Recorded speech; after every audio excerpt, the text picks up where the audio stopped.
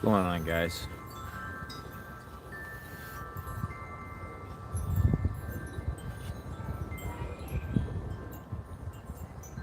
Come here, baby. Come here.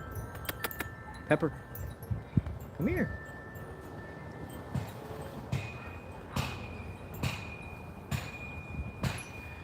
Come here, Pepper. Come on, girl. Come over here. Yo, what's up, man? What's up, Lewis? Oh, I wanted to open it up to you guys this afternoon without talking about anything that I had automotive wise. Afternoon, man. Humble yourself. Humble yourself. Sam, are we gonna start already with the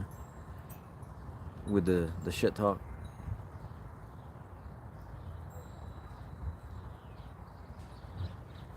Trouble, watch Sam, because already here we go.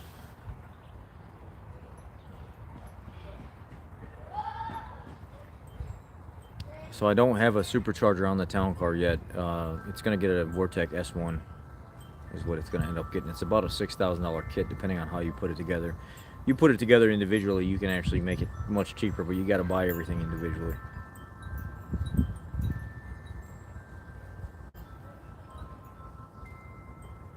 Favorite oil and filter so far? I like the Fram Ultra Synthetic or the titanium with Pennzoil Platinum oil. I find that it fits me the best. So far, it fits me the best. You know what I found recently, though, is if you guys haven't seen Whip City Wrencher, if some of you have seen him before, because he does a lot of filter reviews, like Cut Open. He's a good dude. He does his best that he can to completely be respectful all the time, and he's always open to information and input. If you guys haven't checked out Whip City Wrencher, you really need to subscribe to his channel, because he's all about just filter reviews and cutting things open and talking about oil testing analysis and stuff like that. I think that's the bulk of his channel. He recently did Chevron oil versus Mobil, and the Chevron oil just completely stomped the Mobil oil. I mean, the molybdenum was higher in the Chevron. Any of the protectants were higher in the Chevron. The Mobil was nowhere even close to it. I'm talking like Mobil had something like 42 molybdenum, and Chevron had like 211 or something like that after the oil analysis was done. So a lot of people that have brand favorite stuff, that's okay. That's their right to have that. But at the same time, like I always say, there's probably better products because people market themselves much better than others. They pay for ads and stuff a lot more, so a lot of people think things are better when they're really not.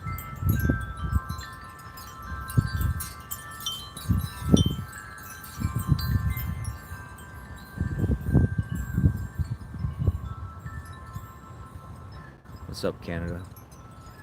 Freddie? Anything to look for on a 2011 Edge? On a 2011, you should be right at the point where you need to be inspecting the front cover. You need to see if coolant is starting to run down that front cover on the front side. That's the weep side. So on the front side of the engine, it's a transverse mounted engine. So if you're looking at it, you really need to get a good idea. And sometimes you can't really see it all that well. You have to actually lay up underneath it if you can and jack up the front of the car and look back behind the air conditioner area. Look down in that area and see if it's wet. See if you're getting coolant starting to pool right there. A lot of the front covers, you know, once they start hitting 10, 11 years old and stuff like that, they got some oil around them, which isn't a huge deal. You just got to keep it topped off. A lot of it just seeps and it doesn't actually leak. And then right at that front part of the cover, the water pump likes to show itself, and it'll start to show you a little bit of dry, fuzzy white coolant residue, and sometimes you can even see it leak every once in a while from that area. Also on the edges, they had HVAC control issues where every once in a while, intermittently, you would have cold on one side and hot on the other, and you could bring some of them back online just by simply reprogramming the HVAC module. But they did have some little issues and stuff like that.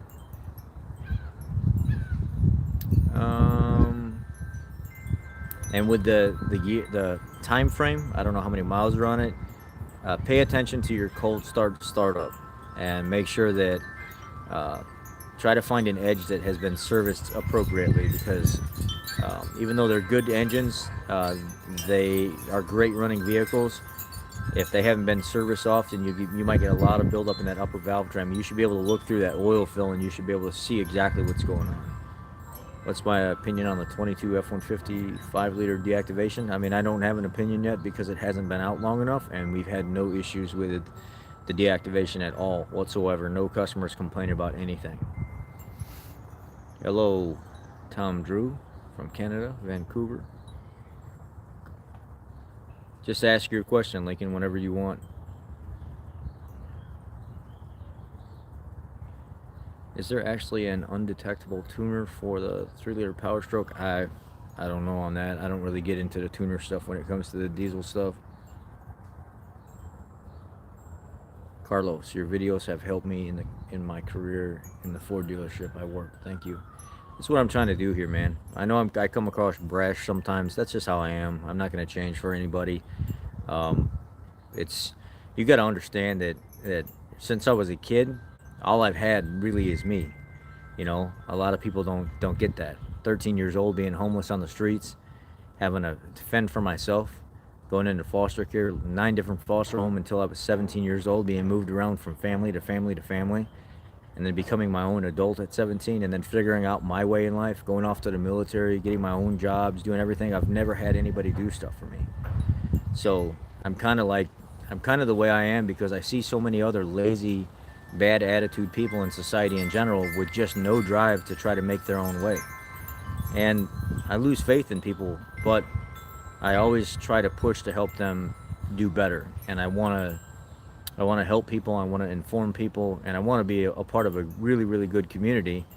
The thing that I hate on this channel is there's so many wannabe alpha males that show up here that just want to talk trash and just cut you down any way they can because they feel inferior to you, or they're not as smart as you, or you do things different. And really, they're beta males. They're not alpha males. And it's what I've been getting a lot of lately. And people take me the wrong way because I check those people. I don't like them. I check them. When are you putting a limited slip in your town car? When I get time, man. I don't, if you've been following the channel lately, look for a home and getting declined over and over and over again, 5, 6 homes Saturday, 4 or 5 homes on a Sunday, and then having to sit down, finally an offer being accepted, paying for everybody to come in, craziness at work, having my own shop that that's another thing too. I need to start focusing on my shop, doing more work out of my own shop, and it's very difficult right now. Regarding the Fram Ultra Synthetic, I read they removed the metal screen and it is not as good as before. Well, Barry, that's the misconception. That's why I tell you guys to come to me for information and don't go to other people. A lot of people that you guys get information from are absolutely full of crap.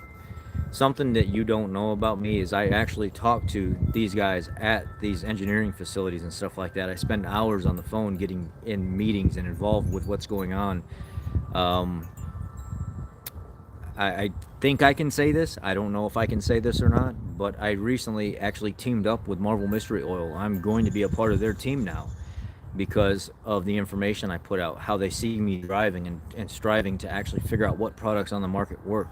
I'm always pushing to figure out what's going on, and I called Fram up themselves, and I actually called the wrong facility at first, and I was like, is this can I talk to the technical team? And they're like, this is the technical team. And I was like, well, I'm trying to get some specs and information on the oil filters, your titanium oil filter and your ultra synthetic oil filter. And they're like, well, this is actually the technical team for the Fram oil. This is the Amelie company that makes Fram oil. And I was like, oh, really? Amelie makes Fram oil? And he was like, oh yeah. A lot of people don't know that. They spread a lot of bad information, and Amelie is actually the manufacturer for Fram oil. And I was like, you got to be out of it. This is great. He said, yeah, any of those bottles you see in Advanced or any of that other stuff that say Fram, we manufacture the oil that goes in there. It's super good quality oil.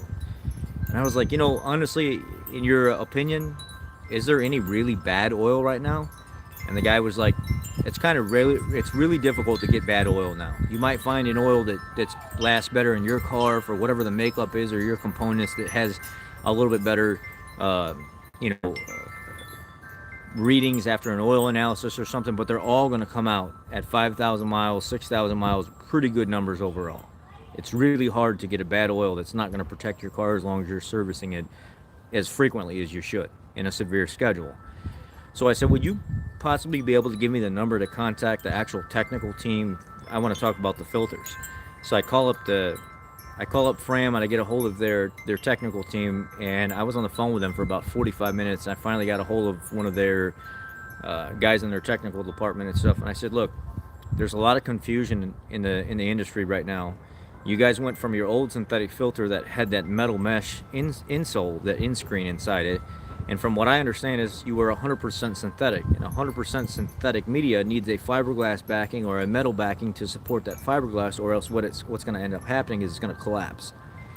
And your numbers were 99% efficiency at 20 microns, but then you moved down to 15 microns and your numbers were at like 91% efficiency, and then at 10 microns that filter was rated at 72% efficiency.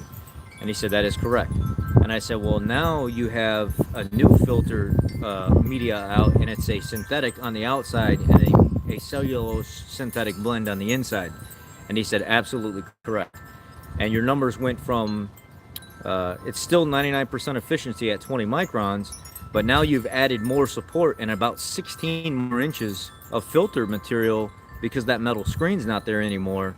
And because of that filter media that's inside and how they've extended the length of it, and there's so much more of it in the filters now, you've went from a 15 micron at 70, or a 15 micron rating at 92 to now you're bumped up to like 93 or 94, and you're at 10 microns instead of being 71 or 72, you're at 73, 74.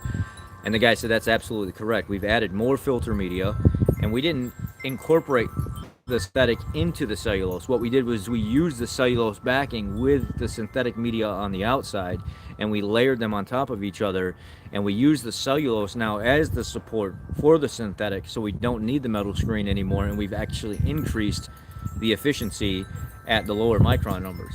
So a lot of people are spreading bad information saying because the metal isn't there anymore that it's a bad filter. No, it's not. Now you have more cellulose media inside by inches, 12 to 16 inches depending on the filter, and you've increased the filtering efficiency at a lower micron rating. AMSOIL and Fram Ultra and Fram Titanium are the only filters on the market that filter at 99% efficiency at 20 microns. The only other filter that beats them is the Blue Baldwin, like, what do they call it, the diamond filters? Or not, Blue Donaldson filters. That's the only, and it's 99% efficiency at 15 microns, but they don't make Donaldson filters for our cars that filter at that rate. So a lot of people don't dig into it, and they get a lot of bad information from all these other people and stuff like that, and then they believe it. They hold on to it as if it's Bible. They won't go to the people that are actually doing the legwork, that are talking to the companies, that are sitting down with the engineers, trying to make the products better and giving recommendations. Even if they won't listen to me once, I'll call back a dozen different times until somebody does listen to me, so I can try to get my voice heard and try to talk to somebody that's actually going to do something about it. Because I feel for what's going on in the industry. And now Marvel Mystery Oil, me talking to the engineers, the development team, and everything else, love those guys. They're absolutely top notch. It's been the same product for 100 years. They're going on their 100th year anniversary. So they're grandfathered in with that naphthenic base cleaner that they have, and they've created the ultimate formula for the diesel trucks and stuff that has the lower sulfur to appease the EPA. And now with me being able to work with them in the future, that's going to be even bigger for me, because that's going to bring more enlightenment to the table. And now I'm actually going to be hands-on with products that are being developed, rather than being left out in the open like everybody else and not having any say-so or not knowing what's going on. So I'm hoping for, you know, a big future there with them when we get rolling with that.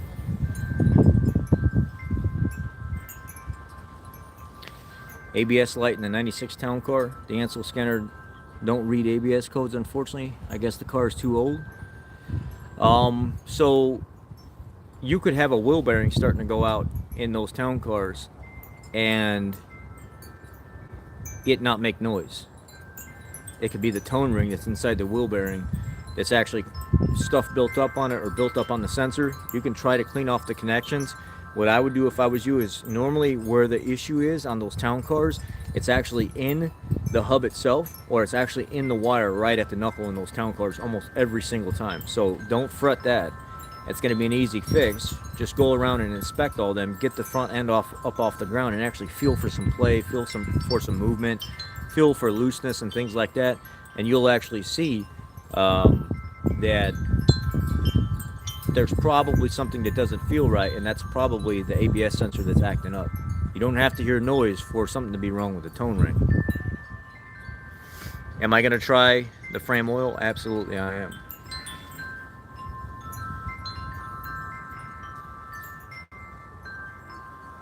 I can't do anything about the chimes, Carrie. I go in the house and I've got kids yelling and people yelling, or I'm sitting in the bathroom. I'm out here, and I can walk out by my car, but then I'm not sitting down and I'm standing up. Are you guys okay with the chimes or not? Because if people aren't okay with the chimes, I'll just end it and I'll try to do this live stream some other time.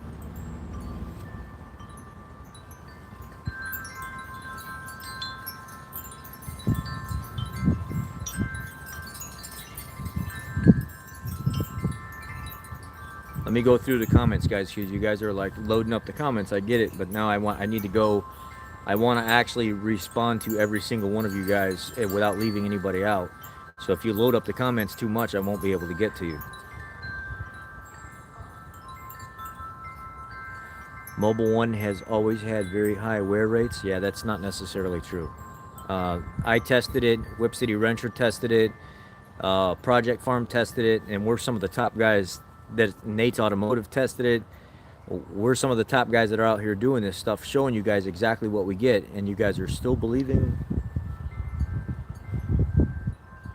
I don't know if you mean wear rates as in the wear rate is much higher with Mobil 1, or it's much safer and better protected with Mobil 1. Because if you're talking about protection, that's not necessarily true. It's a good oil, and it will last a decent amount. It's a great oil to run in most vehicles, but it is not one of the best, or even one of the in between the best and middle grade oils. It's not. That's none of us find, not a single one of us so far that has tested Mobil 1 out of any of the channels that are unbiased, that are we're paying for it ourselves, paying for our own testing, do not agree with that statement at all. And there's a reason for that, and we've showed it. People just don't want to believe it.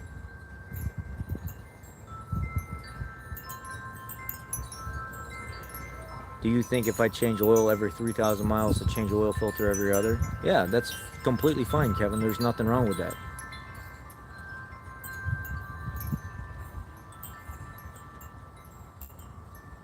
Why does someone like Sam sub just to troll the live stream? That's what people do, man. People are miserable people. They just like being in other people's lives, causing frustration, and they know that I'm the person that's not going to be quiet about it. I'm going to check them. I'm going to tell them exactly what I think about them. I'm not a person that's quiet about anything. If I don't like you, I'm going to tell you I don't like you. You don't have to worry about me ever hiding something from you. And a lot of people like to try to use my job as, well, we'll just call your job. My job knows about the channel. Ford watches the channel. The engineers are on the channel. My management team is on the channel. We have several master techs, senior master techs working for our auto group that all have their own social medias, and they know we encounter people like this. You're going to get these type of people, and there's different crowds that handle things differently. Me being an individual taking care of things the way I see fit to take care of things, it's just that. People can't control the way other people handle situations. And I find being nice to people doesn't work. It just doesn't work. Very rarely has it ever worked for me being nice to somebody. Did Ford change the Fusion oil filter? Fusion oil filter. It's a 910. It's still the same filter.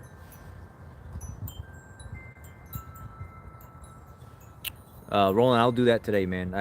I've got family time and stuff. I've been away from the family all week. I've been doing a lot of stuff all week. We'll get to that. Make sure you reach out to me again as well. I seen the VIN, but I don't remember if it was in my email or was it on the Discord. I'll get to it. It's just a matter of me having to prioritize my life versus helping people all the time. So I'm trying. I really am. Put it in eco mode. It skips shifts a lot if you are not on the floor. Stoked to be back in US and behind the wheel of my 21 F-150. Yeah, I really liked the 21 F-150. I think they really did good with the style. I think they really did good with the way the seats look, the interior layout. I don't think, this is my prediction now. Now, don't take this as 100% Bible because obviously this stuff is all new. I don't think we're going to have as many problems mechanically with the 21 and 22 series F-150s as we did before. Now, we do have more electronics on board, so we have to be careful with that. I don't want to give too much of a prediction early on, but I really like what Ford has done with the 21 and 22 F-150, 250s, 350s. I really like what they've done.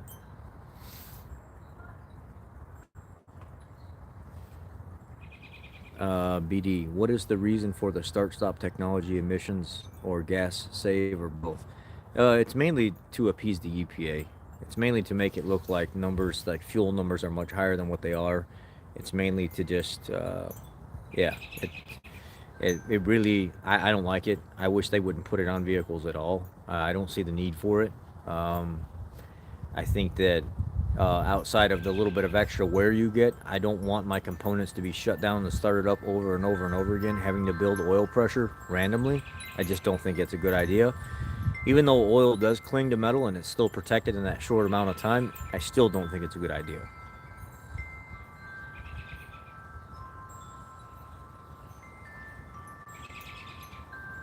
I love you too, Bob. Bob is like Bob is he's one of the moderators here, but I actually know him in real life. He's like a brother to me. So um, he's always looking out for me when people are here trying to attack me and give me a bad name and stuff like that. Because these guys, a lot of these guys that know me have been with me for years. They know that I'm not a bad person. I just don't like idiots. I don't like bullies, and I don't like people trying to attack other people because they don't like a repair or something that they did. It's completely ridiculous. 22 F-150 270 EcoBoost, good choice. I think it is. The 270 EcoBoost has been the most sound out of the entire F-150 platform that we've seen so far. In the bigger performing engines like 2.7, 3.5, the 5 liter. Overall, I think the 3.5, the 3.7, and the 3.3 NA are the most reliable. But the 2.7 is right there with them. The 2.7 we really never have issues with. Maybe a plastic pan oil leak, like an oil pan leak or something like that every once in a while. The typical things, maybe like an integrated wheel end for the four-wheel drive hub or something being replaced. Rarely see a lot of transmission issues with them. I like that truck. I think it's a very well-rounded, very nice performing package, and I wouldn't hesitate to buy it at all. And we rarely have to do any work on those. Did Ford update the Fusion's motorcraft oil? What they were doing was they were thinking about creating a different size filter available to the dealerships to do services on customers' cars because of the lack of availability of the FL910, FL500. So what they were going to do is they were going to replace the FL910 with something like an FL2120, I don't know, 2114 or 2614 or something like that as an alternative to that filter, so we could keep filters in the dealership while shortages were going on. Unfortunately, but fortunately, I haven't been able to put my hands on one, so I've never had the reason to go to that smaller filter to do services on somebody's vehicle. I've always had the FL910 available.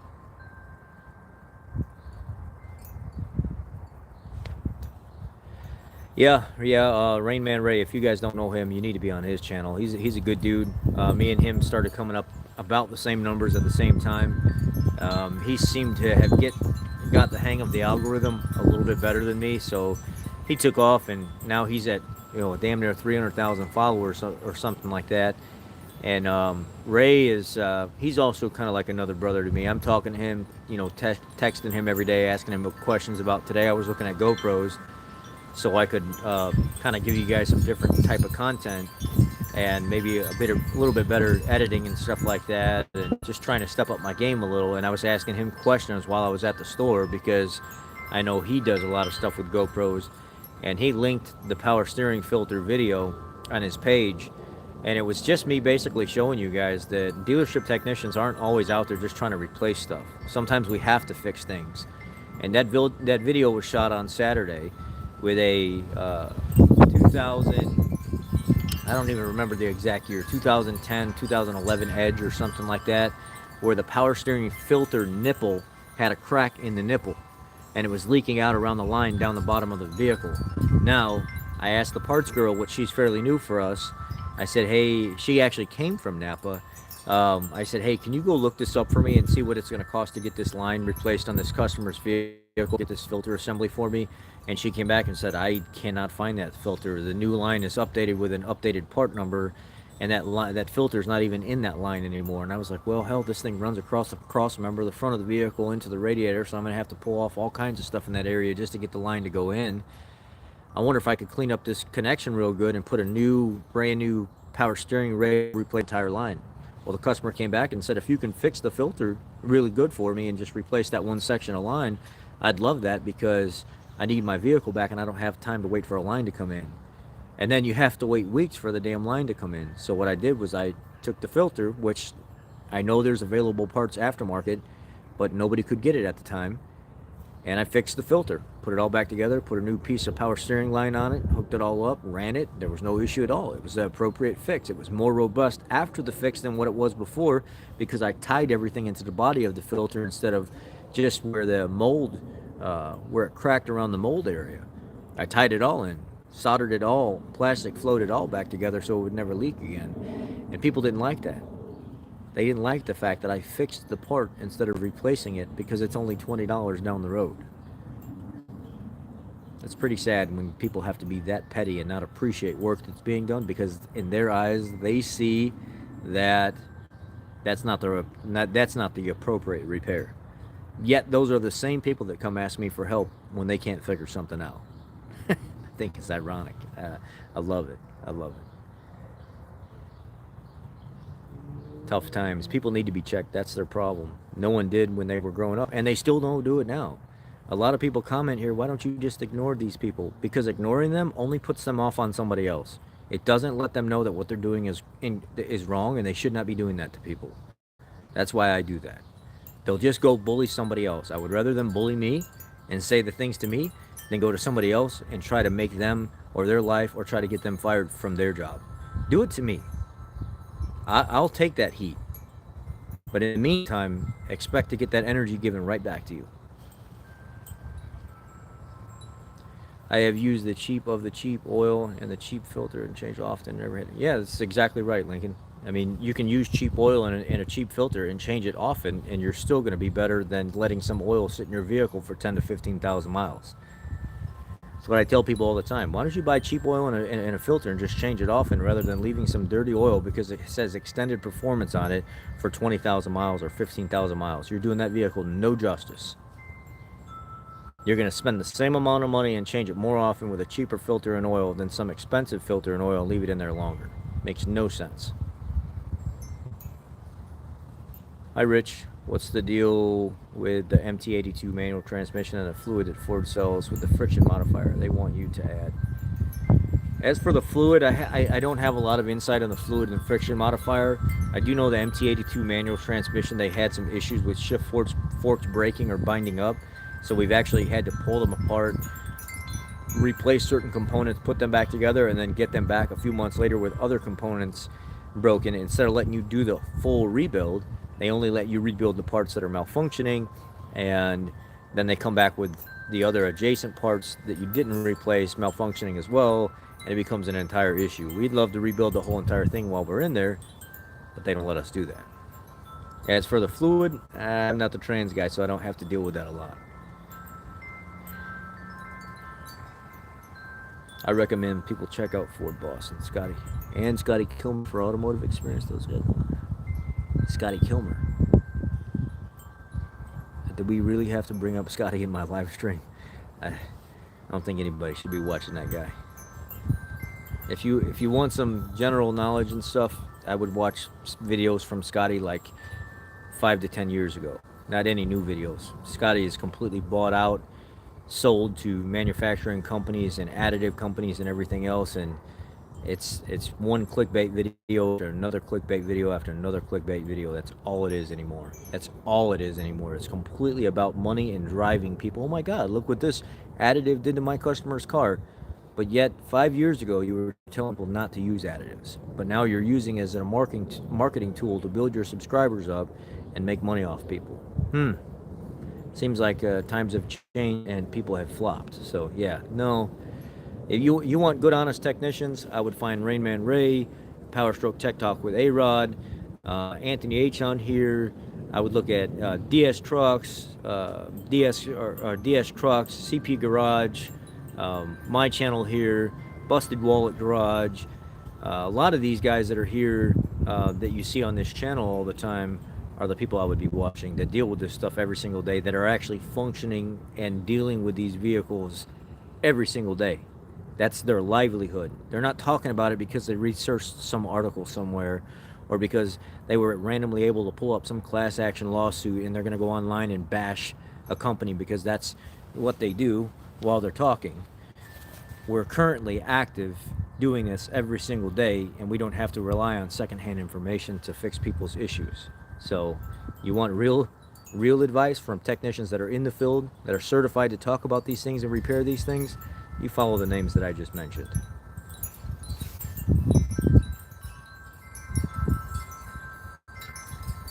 I had a 4.0 overhead valve 98 XLT was my girlfriend's. Had a Cougar, she was good. I love that those Cougars. I like the older Cougars. I almost thought I liked the, what was that, the 72 or 1970 or 72 Mercury Cougar. The 70s, 72 to 74, 70 to 72. Am I trying to say that right? 1968 to 1972, I think, were my favorite years for the best overall looking vehicles from a specific era, muscle car wise. I loved the Cougar, I loved the Mustang, I loved the Pontiac Firebird, I loved the Camaro. Those were the hottest and most entertaining years to me. I've always wanted a 1970 Firebird. I love the way it looks. I don't know what it is about it. It's like my absolute dream car. Those were the nicest, best years for me, muscle car era that I respect the most. What is your opinion on the older 4.62 valve Ford engine? Bulletproof. That older 4.62 valve engine was even more bulletproof than the newer 4.62 valve engine.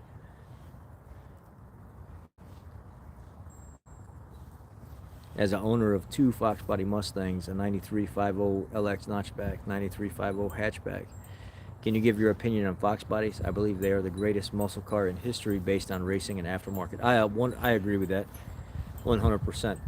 I've owned 6 Fox Body Mustangs. My last one was a 91 notchback, two-tone red and black with a 306 nitrous motor and 456 gears, and it was an 8th mile car. Absolutely love that car. I was doing things with a little Fox Body, trying to blow up that little 306 motor and just running a ton of nitrous through it, and I could not do it. Absolutely just could not do it. Aftermarket parts were available through the yin yang. You can do whatever you wanted to it. You'd blow it up, and the next weekend you'd already have another motor in it for next to nothing, running again, having a blast. They had it in Motor Week or Motor Trend or something magazine or Hot Rod magazine as the #1 performance for the DIYer, the general weekend warrior guy or whatever, the general racer, small tire or whatever they call it, racer, as the #1 vehicle, with the small block LS series as the #1 platform. It was the Fox Body Mustang with the LS series combination as the #1 package platform to perform at the track consistently in the cheapest way to actually have fun. Those two put together were, and that was years ago.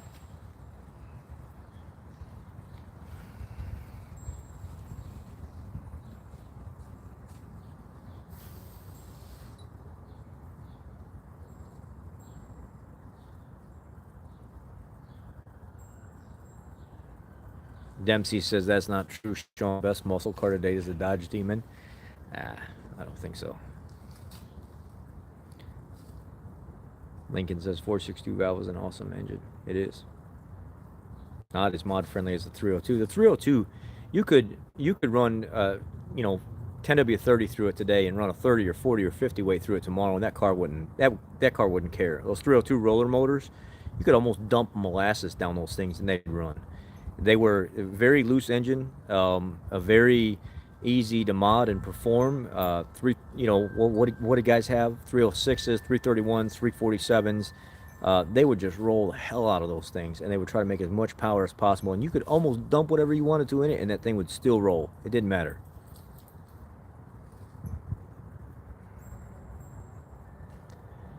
"2012 Ford F-250. When I'm going 70 mile an hour steady in 6th gear, I would think and punch it to go to 80. It goes back to 4th and then 4, 5, 6 and gets this humming sound." Well, I wonder if something's getting hot inside the transmission, or you have some kind of differential issue. That's what I would be looking at. Pull the rear cover off and see what's going on inside that differential. I would think if it was differential, it'd be doing it all the time, that you might be getting something hot in the transmission. I don't know.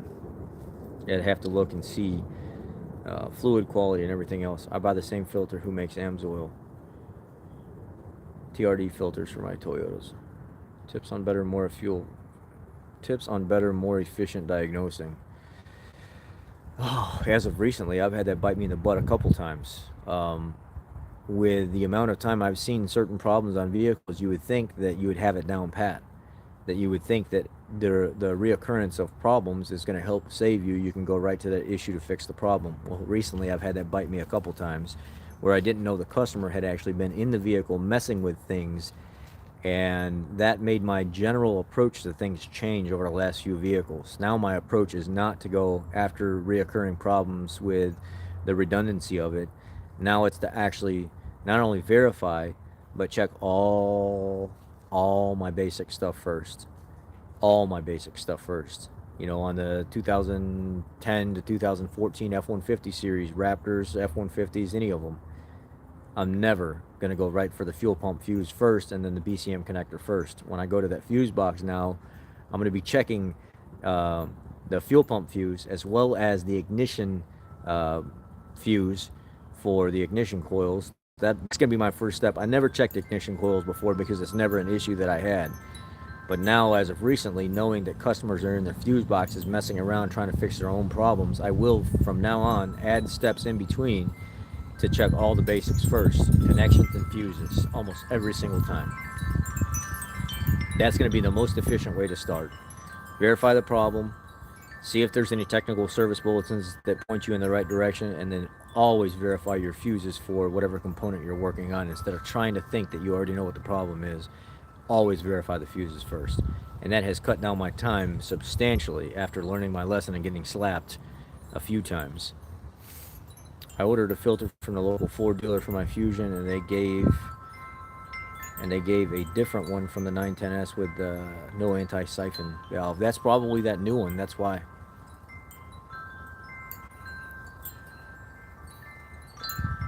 Not trying to get a brake drum. Trying to get a brake drum off my 51 Chevy half-ton. Appears to have been seized to the hub. Tried all kinds of things. Adjusters back down all the way off. Well, if it's that bad, and I'm not telling you to go beat on the thing, and you've already knocked and beat around the areas that are safe with a hammer. Next thing you're going to have to do is you're going to have to spray it down, and if that doesn't work, you're going to have to get the heat out, and you're going to have to heat the living hell out of the face of that right where it goes on. It's going to have to release somehow, and that's probably exactly what it is. Sometimes I'll take an air hammer to it with a wide, flat hammer set, and I'll go around and while I have fluid on there, some like freeze off or free all from tub of towels, or BG has a really good rust spray. Should an automatic belt tensioner be a 100,000? I would think so. You wouldn't go wrong with replacing an automatic belt tensioner at 100,000 miles. I think that's a good maintenance item. I think that's admirable for somebody that cares about their vehicle that much, that realizes they don't last forever. One way that you can try to check it is by taking the belt off and putting like a 3/8 drive or half-inch drive inside that tensioner and actually taking it through its full movement to get a feel for, is anything binding. If you don't feel any chunkiness and nothing's binding all the way through the sweep, and you're not feeling anything grabbing, and it returns to its fully tension position appropriately, then maybe you've got some more time out of it. But you also have to realize that the pulleys that are on them have bearings as well. So spin the pulley and check the pulley as well, and make sure and feel real nice and slow. Feel if you feel any chunkiness inside that bearing. If everything feels good, leave it run. But at 100,000 miles, it would be a good maintenance item. New front hub bearings and new sensors. Are you sure you got the right ones? There's a lot of cheap aftermarket ones like I've tried to use before has bit me in the butt, and it not be the right frequency or not pick up correctly. Or there's something wrong with PCM connections or something to that extent, like you've got some kind of terminal fretting or something going on somewhere that may cause that issue. When do I move into my new home? So here's the situation with the new home. The appraiser came out and said it was appraised $30,000 too high.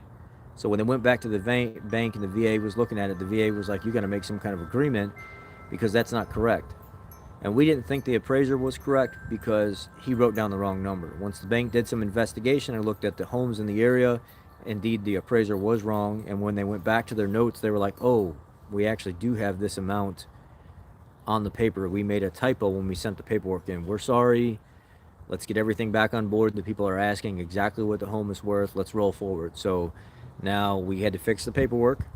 There's some things that we want fixed, so we had to make some adjusting to the closing costs, and the seller did agree. So now it's back in the attorney's hands, and they're finishing up the deal right now. So I would think within the next couple weeks we should be in our new home.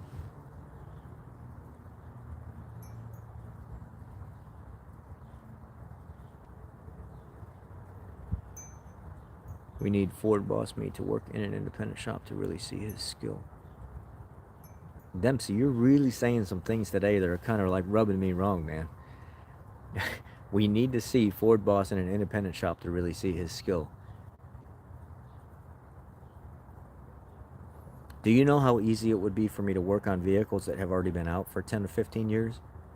Do you know how many problems and fixes and TSBs and everything that have already been written to fix most of the problems that are out on vehicles that are that old? They're nothing. Nothing at all. When those vehicles come into the dealership, I whip them out like it's nothing. Random. And it doesn't matter what it is.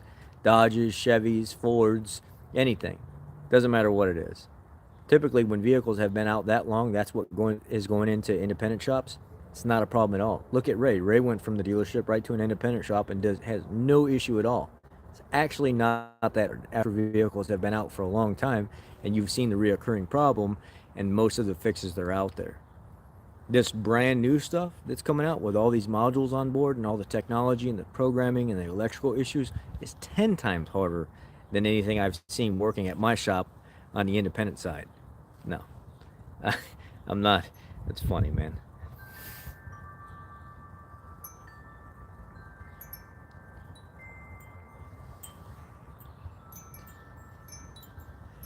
I have a 2012 Ford F-250. When I'm going 70 mile an hour, 6 already. Well, we already talked about that. The ZF 6-speed automatic, hard up shift from 3 to 4, but when in manual mode it shifts perfect. Any ideas? Fluid is good. Reset adapts. Will shift hard.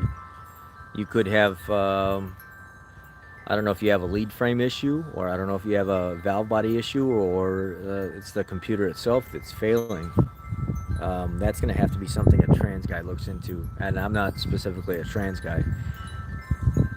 So you may have to end up pulling that apart and cleaning everything out. If the fluid looks good and everything looks good, there might be some debris or something, so when in manual mode you're able to shift it very well because you're controlling it.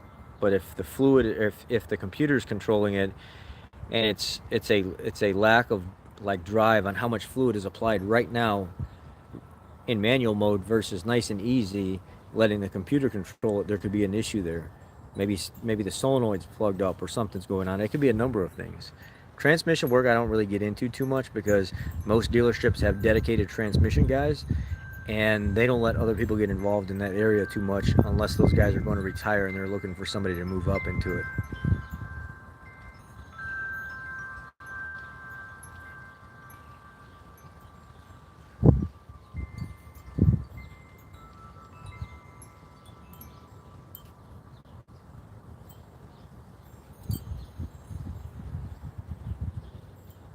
I'm down at the Chime area, so you guys know how far behind I am.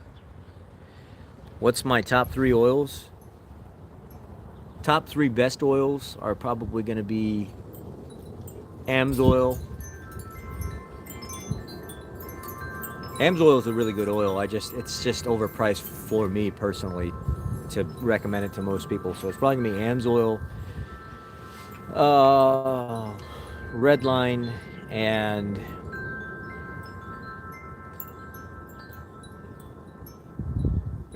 AMSOIL, Redline, and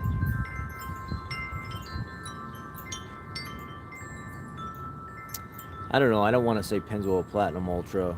Um, what's that other oil? Starts with an M. I want to try it, but it's so damn expensive. It's not a, what the hell is it called?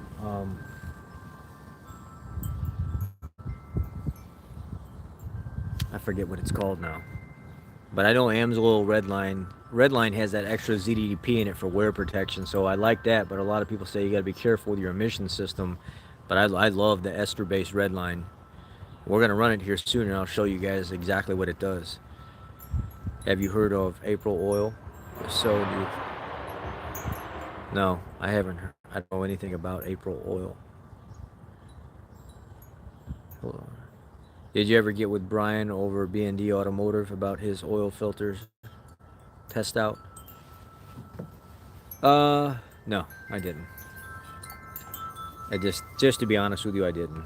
I got 1,000 things going on, so I'll have to get around to it. I need people to stay on me about things and to remind me. You got to understand there's 45,000 subscribers on this channel, plus all the people that stop by and need my help that don't subscribe to the channel, and it's hard to focus on one exact thing that somebody wants me to do. What's your favorite food? Mine is steak. Mine is too. Steak. Pure blood. I like that you are exactly the way you are. I mean, it's just me, man. I don't feel comfortable changing that for anybody. I have my flaws, sure. Can a bad dipstick seal create an engine vacuum leak? Yes, it can. Depends on how bad. It can. It can cause a little bit. I've pulled it off and seen really not too many issues before, but once they really get up there in higher mileage, it definitely can cause some issues. Protec filters? I don't know. I've never used Protec. Good afternoon from Quebec. Quebec, what's up? Now, I don't get how anyone can dislike you. You're a wonderful person. I'm proud to know you. I will literally help anybody, even people that are rude to me. But when they start coming out of pocket, that's what I'm talking about. When they start calling names and they start threatening and they start doing all those things, at that point, I personally want to meet them. I want to see if they're really that way in real life. I want to see if they will do that to my face. Other than that, even people that are rude, I'm okay with, as long as they will let me help them and they'll ask appropriate questions. But once they start being nasty, that's when I come unglued. We have a short supply of motorcraft oils in the Middle East. Yeah, there's a lot of dealerships here too that are having an issue keeping motorcraft oil in stock. We were prepared for it ahead of time, so we made sure that we took that into consideration and order the appropriate filters and stuff that we needed to have in stock. We ran out of 10W30 diesel oil one time, but we called FS Oil, that big company FS Oil Supply, and they are an actual Ford spec distributor. And they brought out, and I asked them when they came out, I said, before I use your oil at all, can you actually give me a spec out sheet, like your TBN rating and everything? And they're like, absolutely, here it is. Ford approved, everything on it, super high TBN rating. And I was like, wow, this is really good oil. Completely spec'd out Fords, and they're completely certified to be run through any of their Ford vehicles.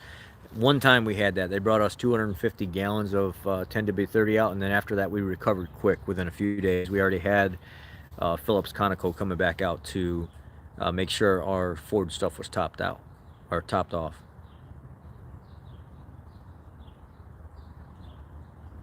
But what non-essential chips do you think Ford will ship the Maverick without? I don't think they'll ship the Maverick without any of them. Am I starting to see more starter replacements with start-stop? No, I ran through a batch of like 4 of them within the last couple months, but then I haven't seen any. Before that was like the big end of or the middle of last year. It was the same situation, like a 2017 F-150. That braiding on the top of the starter that Ford doesn't cover. They don't put any coating or anything on it. Was causing intermittent no start issues. And then this year, I've already had two or three since January, and then the end of last year I had one. And it all keeps coming down to that nasty fuzzy braiding on the top that they don't put any cover on, that I'm starting to cover myself.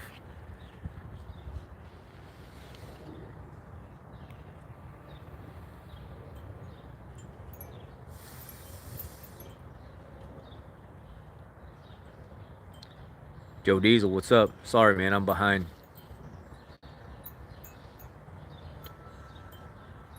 Oh, you went back to the dealer. I didn't know that, brother. How do you like it? I'm sorry for not being, I'm trying to get all the questions, but how do you like being back at the dealer?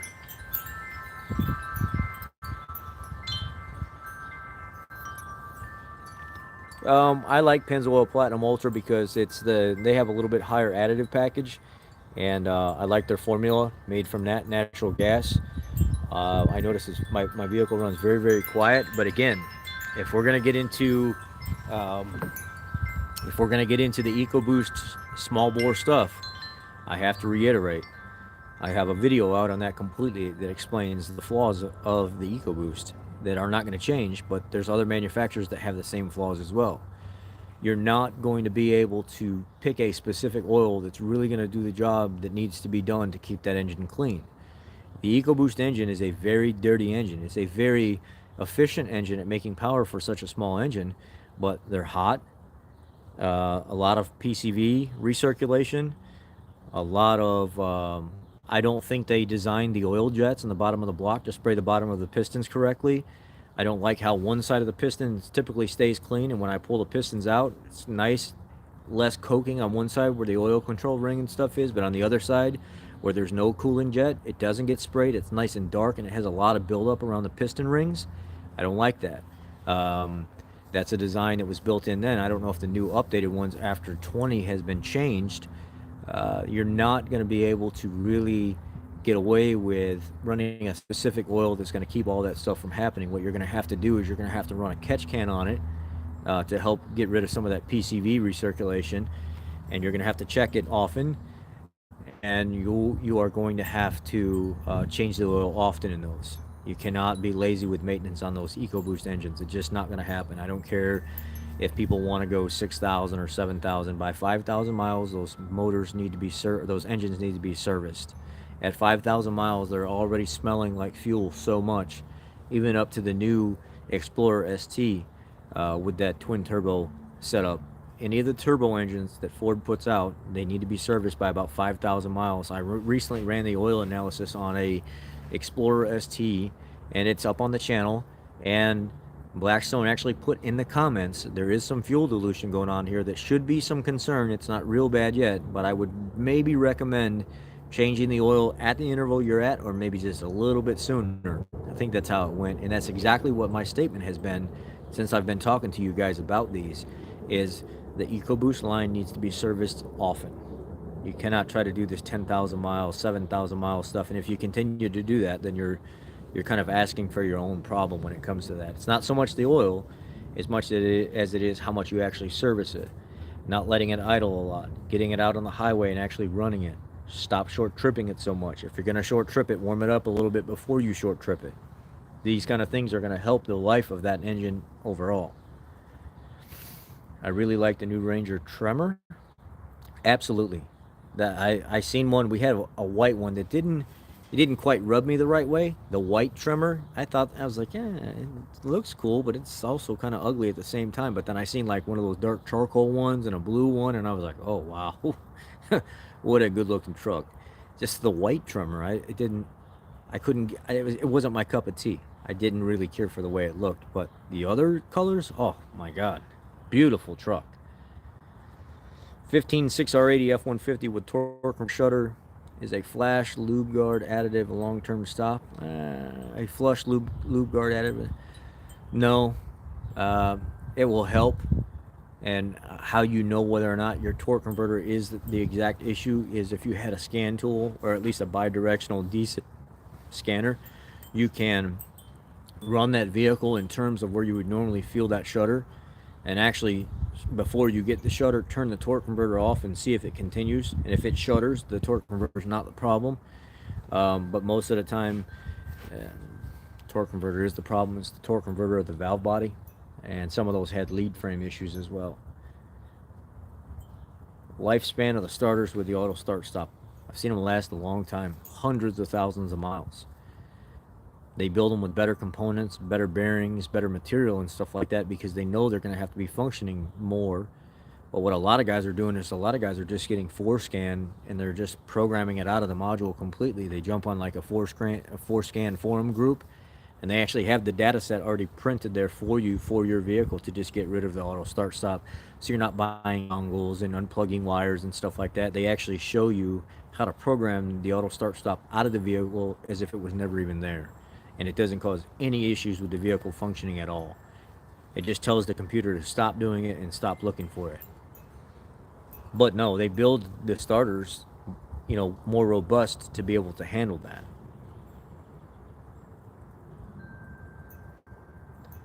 13 F-150 having issues, has Freon on the compressor, won't kick on. Have issues. Having a issue, has Freon, but compressor won't kick on. What's the most likely reason for this? Well, first you have to verify that you're actually getting power and command to it. Sometimes the HVAC control face is the issue. When you go to command it on, it's actually not sending the signal. So you're actually going to need a handheld device. So when you turn it on and turn it off, you can see the command through the HVAC controls.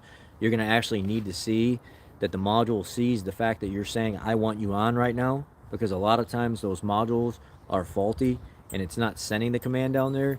Sometimes what I'll do is I'll hard test it by letting the vehicle actually function and drive and stuff, and I'll run my own couple little leads off the clutch, and I'll actually supply power and ground myself to make sure that it actually kicks on appropriately. And if it does, I know the component itself is good. I've got a command issue, and that's not uncommon on those.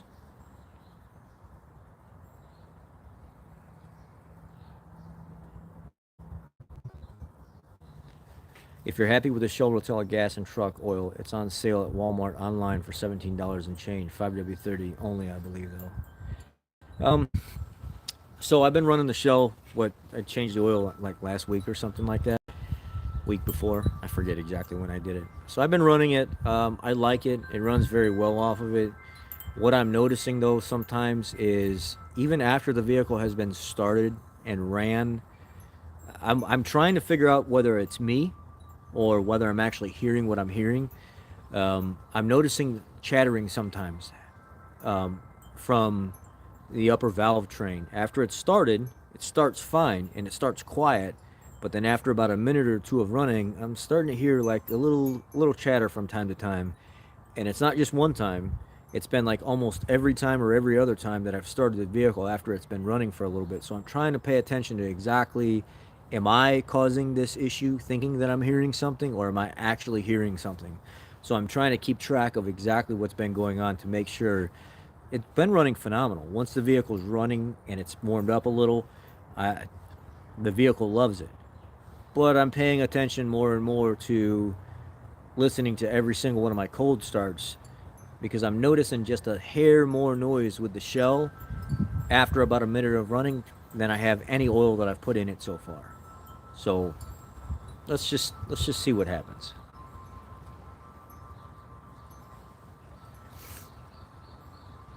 It was a 2011 Edge, yeah.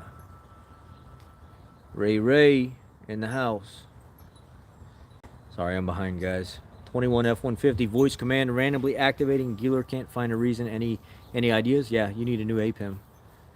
The APIMs are the 250s, 350s, and the 150s I've seen so far. The accessory protocol interface module has been having intermittent issues. Either you need to update the software with the latest available, or you need to actually probably replace the accessory protocol interface module, because they're causing these intermittent issues with voice command either not working or working when they're not supposed to.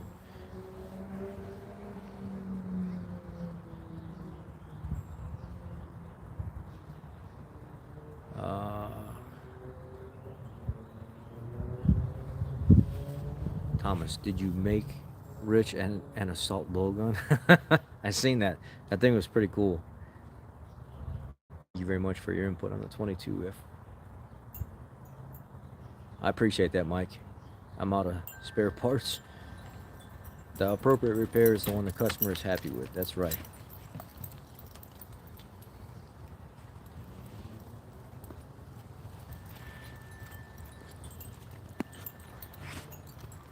I have 3 shops, guys, I go to that would do repairs like you did on that edge and not need to replace a part. Ben, that's what it is. It all comes down to, are you going to repair that component to make it better than what it was before? Better than the part that you can put in there? And is the customer going to be able to drive that vehicle long term while you're saving them money? If the answer to that question is yes, then that's the appropriate repair. If the answer to that question is uncertainty or no, and putting the new part in would save them more money, time, and hassle, then that repair is not the right repair, and doing the replacement is the repair. And people have to understand that. Right now is the most critical time that people need to be sympathetic to other people's financial needs. Right now is a catastrophe. Right now we have to really, hey, what's the best bet for what's going on right now? Let me communicate with the customer. Here's the line. This is the options that we have right now. I can do this, and I feel comfortable saying that I can do this, and it'll be completely fine. But the uncertainty is what happens 6 months from now or 2 weeks from now. If that uncertainty isn't there, then you continue with the repair and you do what you feel is right, helping the customer out. Hey, knock it off.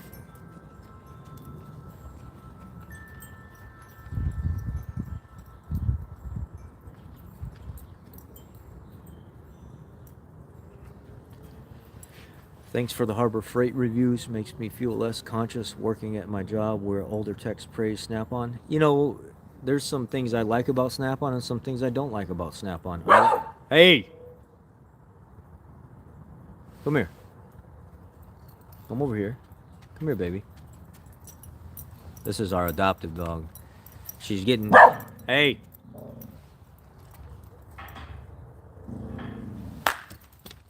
Knock it. I'll put you inside.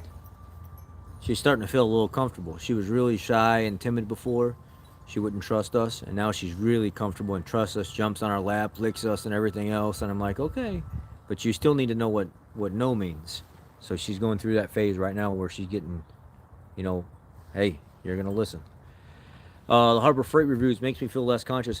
I like Snap-on tools, don't get me wrong. I really like their power tools. I like their scanners. I like their torque wrenches and stuff. I think they're some of the best in the industry.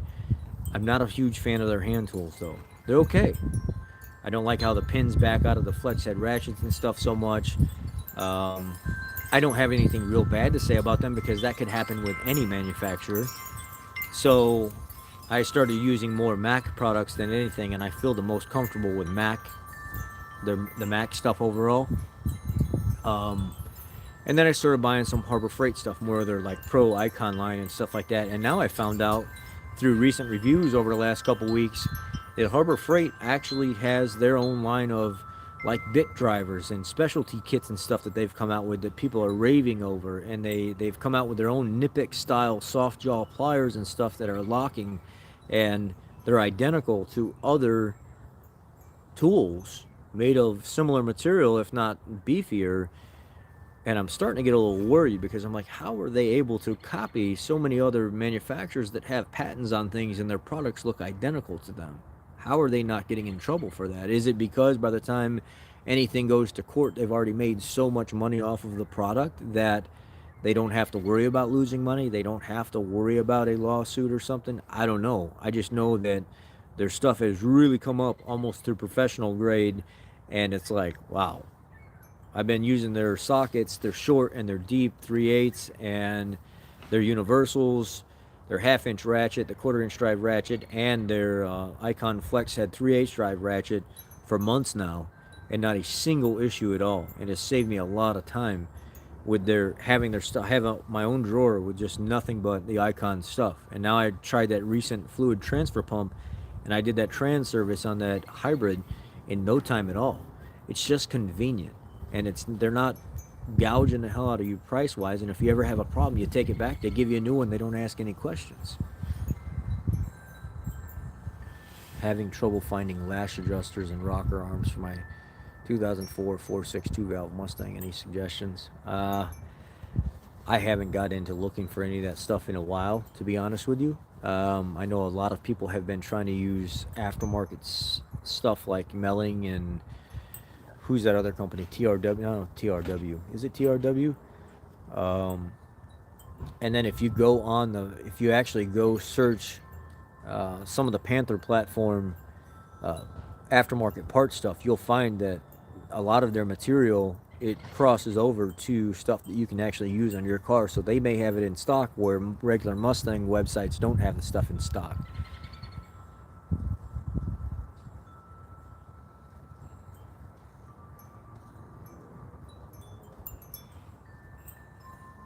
'92 Toyota Celica.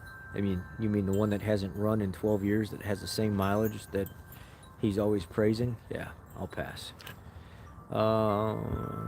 Vice Grip has taught me a lot about old stuff. Scanner Danner. Yeah, I hear a lot about him. Good dude.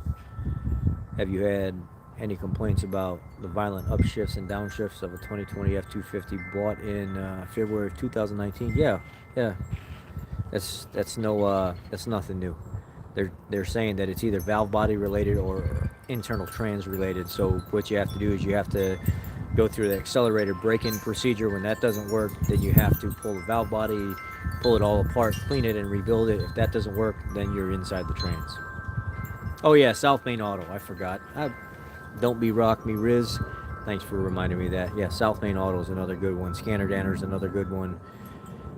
Then the ones I mentioned earlier, Ray, A-Rod, DS, CP, Anthony. A lot of those guys are good, man. Sound volume low. I can't control that. It's whatever the phone wants to pick up. 70 to 73 Trans Am. Hell yeah, Paul. I passed on a 1970 Thunderjet 429 in a Thunderbird 5 years ago, running and driving rust-free for 2,000 miles. I like the Thunderbirds from 58 to 60, 65 or 66 before they went to that new body style. Absolutely love those Thunderbirds. I love the 390 was nice in them. And what was the other one? Didn't they have like a 430 or something like that in those, was it the Landau that had the 430, or was it the 58 that had the 430? Up to 58, I don't know. But they had the Fat Boy swing away steering wheel and the opera seating, and then they had the port windows in the back on the Landaus, and they were nice vehicles. Nice vehicles. My 2009 Escape 3-liter V6 idle smooth when temps are warm, say over 60 degrees, rough idle shaking steering wheel when cold. Any ideas? Rough idle shake and steering wheel. Rough idle shake and steering wheel. I don't know that the idle has anything to do with the steering wheel, unless... I know those had throttle body issues. Those had throttle body issues where they would gum up real bad, and there was, like, I think, an updated throttle body for those as well. And you would get most of the problems that happened whenever it was cold out.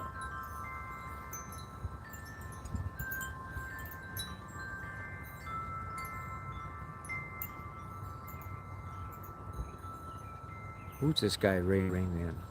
We need to block that guy completely if we can get him.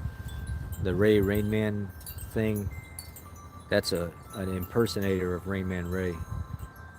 We need to just block him from the channel completely if we can. I don't know if I can do it, or if a moderator can do it.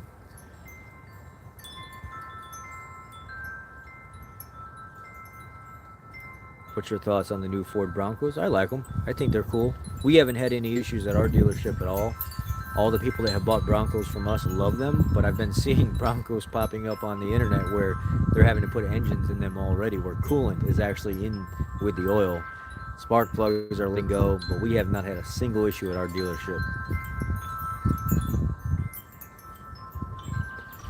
Do I watch the Ford Tech Make You Loco channel? I don't. I like him. Brian's good. but I don't go watch other people's channels too much unless I have something to do with them often. And Brian's too busy to really have to deal with other creators, so I will go watch Ray's stuff. I'll go watch Anthony H's videos. I'll watch A-Rod's Power Stroke Tech Talk with A-Rod. People that put time into me is who I put time back into. That's how I deal with that. If you put time into me, I'm going to make sure I put time into you. And of the guys that I've mentioned, early on, the ones that I'm always talking about, those are guys that put time into me, and I put time into them because I believe in them. Brian's busy, man. Brian has multiple businesses and stuff that he has to deal with aside from his own. He's a very, very very busy entrepreneur. He's a very smart fella. He's got a lot going on for himself, and unfortunately, he's got to take care of. Unfortunately, but fortunately, he has to take care of life first. So, no, I don't watch this stuff because we both create content and we're both busy. So, I have to use my time accordingly.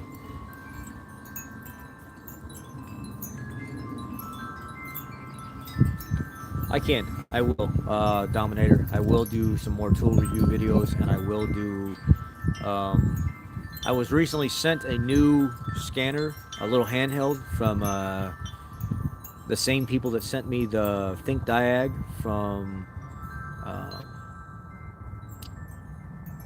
Autel. Not Autel. Who's that? The company that sent me that? Anyway, I got a new handheld, a little cheap one. They're gonna have a flash sale coming up. They said they wanted me to do a review on that, so I got to look and make sure that I'm doing that appropriately. They sent me a angle grinder, but they had to send the battery separately because it has hazardous packaging. So they sent me an angle grinder, but now they're sending me a battery, and they also sent me a heated seat because I was like, how many people don't have heated seats that would like a nice leather heated seat pad to put on their seat? So they asked me to pick a few random things that I could do reviews on. So I said, I'll take the heated seat, I'll take the angle grinder with the battery, and I'll take that little handheld scanner that's cheap that people can hook up real quick and get some PID live data and stuff. So I got the scanner in, and I got the angle grinder. I'm waiting on the battery, and I got the seat in. I've been using the seat the last few days to just try to get a feel for how well it actually handles with my big body and getting in and out of the vehicle all the time. So far, it's been great. So I'm going to give you guys a good review on that, but I want to use the product more. I don't want to just talk about it without using. That's what I'm currently doing, is I'm using some of the stuff so I could actually give you a good review. 13 Fusion EcoBoost at idle in any gear. The car shakes so bad it shakes the plastic door panels. Any ideas? 13 Fusion 1.6.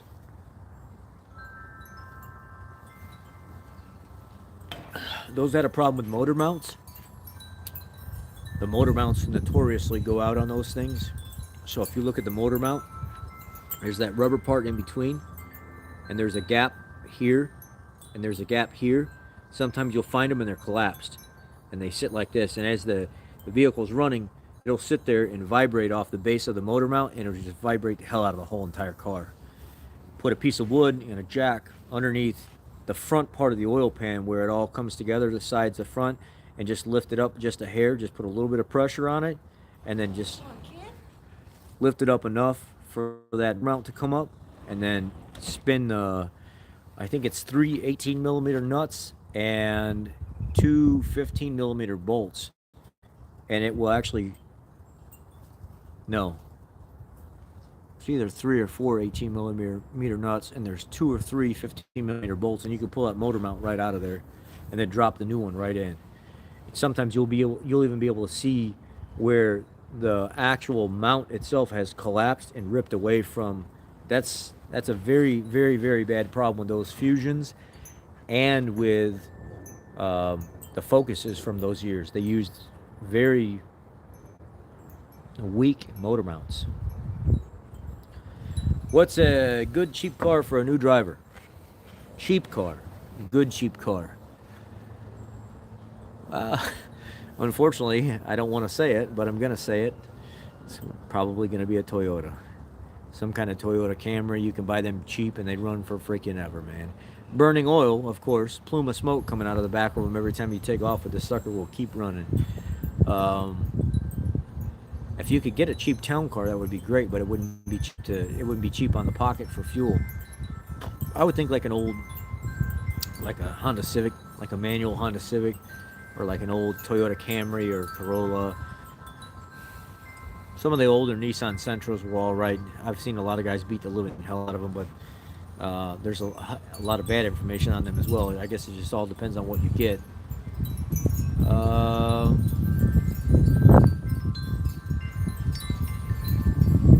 Let's see. Some of the older Rangers, you can buy Rangers cheap, especially right now with fuel prices and stuff. Because Rangers aren't the most fuel efficient vehicles, but they're great vehicles, great reliable vehicles. So I just seen one online the other day. It was $2,600, and it was a 4-liter 2-wheel drive Ranger. Had a little bit of rust at the cab corners, but other than that, for that price, I almost came unglued to go get the dang thing. The other day we were searching around on Marketplace because she wants a crew cab truck instead of a cab and a half. It's easier with the kid because the kid's climbing all over everything every time to get in the truck going to school. And I seen that they even had like a 2007 crew cab Silverado with no issues, 82,000 miles. People are freaking out right now. They're dumping vehicles cheap because of the gas prices, and they want something. They want to take that money and go get some kind of fuel saver job, one of them 4-cylinder jobs. And they had the vehicle online for $4,000. They just wanted to get rid of it. Nothing wrong with the truck at all. And I'm thinking to myself, wow, you can pretty much find anything right now, especially over the next few weeks. Prices of vehicles are going to tank when people try to unload them. Rich got on me once because I mentioned a comment my son had said about EcoBoost. I'm still here enjoying this and supporting the channel. Well, I mean, I don't want you guys to go anywhere. I want to be able to, if you don't like something that I said, if I was legitimately being a jerk about something, I want you to tell me that I'm legitimately being a jerk about it. But if you said something to me that's going to retract or get me in trouble, you guys also have to realize there's some important people watch this channel. Corporate watches this channel. My management team watches this channel. Everybody in the world that has to do with watching technicians and businesses or whatever at some point in time will come across channels like this. And when I allow people to say negative things and I don't say, hey, knock it off, or hey, I don't like that, please don't do that, I'm enticing you and I'm saying that it's okay for you to do it. And you could get me in trouble.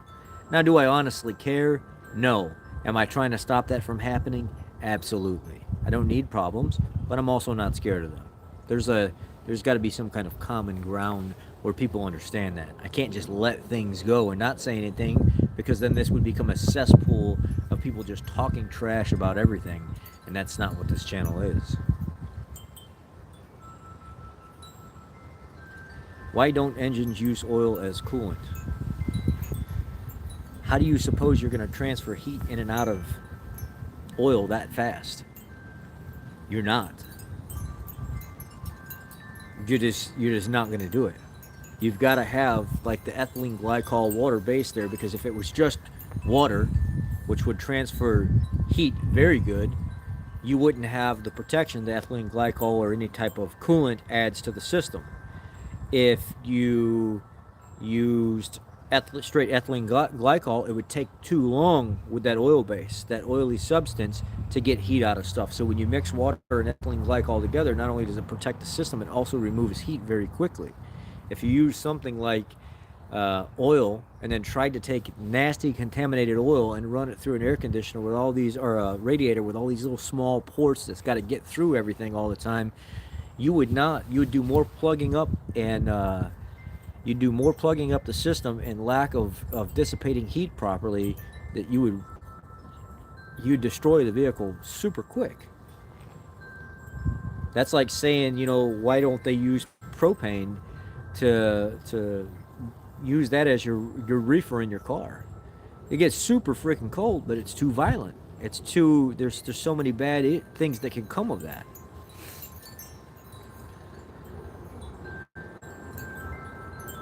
I hate it when I unfasten a bolt and the head breaks off. Yeah. We've all been there. Ford oil pressure sending units always fail. They have a problem with leaking, not failing to the point where they're just not working. Remember, the same manufacturers that make those oil pressure sensors for Ford make them for other manufacturers as well. Remember, the same types of components that go into Ford transmissions and engines are the same types of components that are shared on multiple lines as well.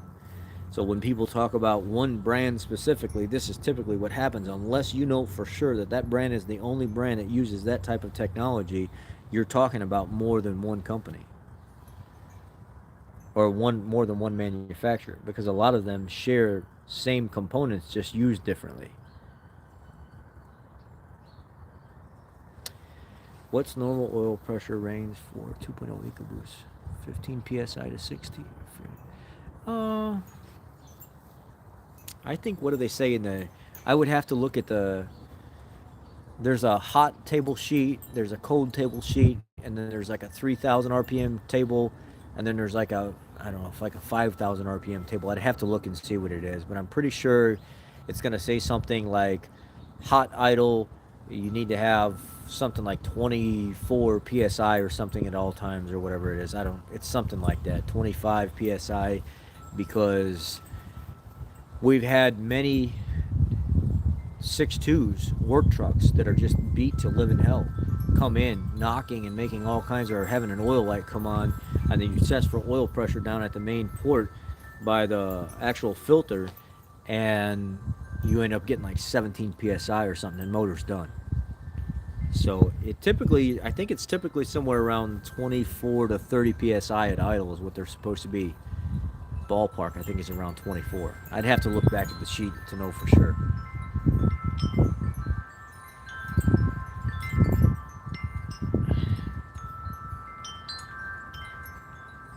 But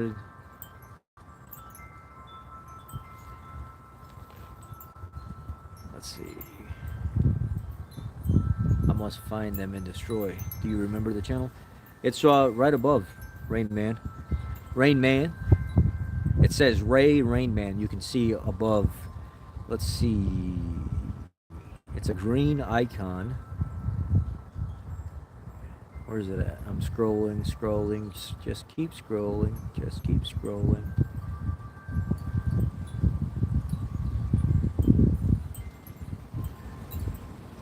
Where the heck is it at?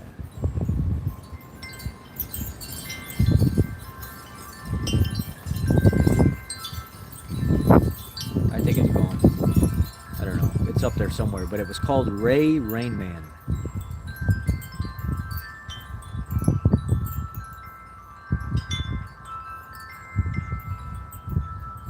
Let me go back down to where I was.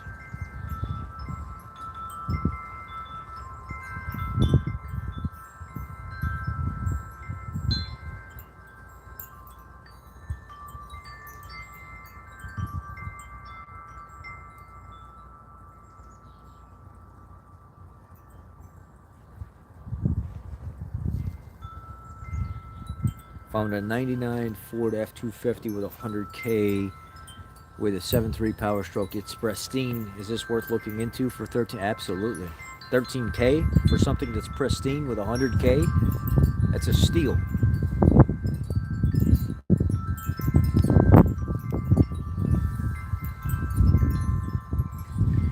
I have a 2016 MKX. Battery was dead. Replaced battery with a new one. And now it won't crank. Dash lights are on. Checked all the fuses and relays. Fuses and relays are fine. What all did you unhook? You need to go look back and see everything that you unhooked.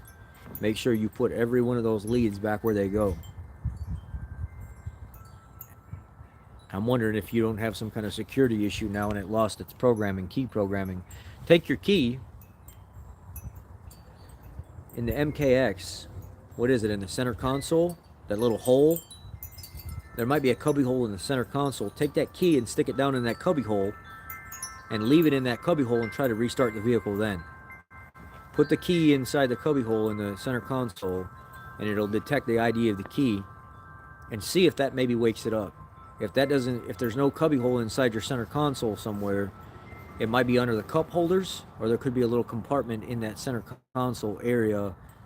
I don't think they put the key slot on the steering column, like a little indentation, like on the escapes. I think it's in the center console on that. or underneath the rubber in the cup holders, like some of the Mustangs and F-150s, or in the front compartment. So make sure you take your key and you stick in there and see if it's a key issue. I hope it didn't lose programming for the key, and make sure you go back and check all your connections to the battery and you did not leave anything off.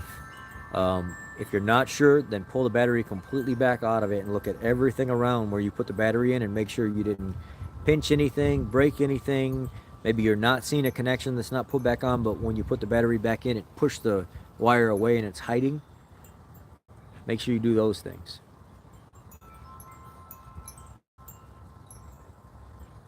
Changing the water pump on my 11 Edge. Should I replace the timing chain or reuse it? I'm changing the oil pump and the tensioners. Yeah, 100% chain as well. Try working for a shop owner. Too cheap to buy diagnostic software. It's almost impossible. You can't operate that way. After rear toe link recall performed on my 16 Ford Explorer Limited, the rear liftgate button will not work anymore. It long beeps like when you try to open and close it when the vehicle's not in park. If the only thing that they did was the rear toe link, the rear toe link has nothing to do with the rear trunk lid, so I don't even know where to begin with that.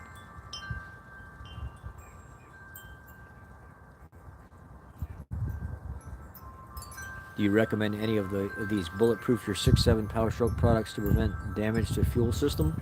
They do work. They do work, but you just got to make sure you get with a reputable one. For the 6.7 bulletproof stuff, I need you to talk to Power Stroke Tech Talk with A-Rod. He's the man to go to. He's the one that knows most about those kits. He's the one that's going to be able to tell you 100% this is what you need to do. Most of the time. I think the same thing, Michael. It's a coincidence and it's unrelated. The new update for the rear toe links have nothing to do with anything with the trunk at all. At all. You don't even touch anything back there. You lift the vehicle up. You've got a bolt on the inside knuckle. You've got a bolt that goes through the rear subframe area. You pull the two bolts out. You slide the toe link out. You put the new one in. Take it down to the alignment rack. It's got a slotted window now on the knuckle side. You push the wheel exactly where you need to be to set the rear toe, and you lock everything down. It has nothing to do with electronics or messing with anything with the trunk.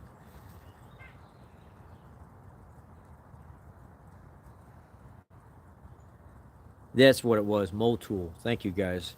Motul, Amsoil, Motul, and Redline are the ones that I know of to be the top performing oils. Um, but overseas, they have a German brand. It's like a gold bottle that a lot of people are saying is just as good as those. People just don't talk about it. I forget the name of it, and it's supposed to be a super high rated and sought after oil, and it's kind of expensive. But I don't know what it is. It's like a German brand or a European brand.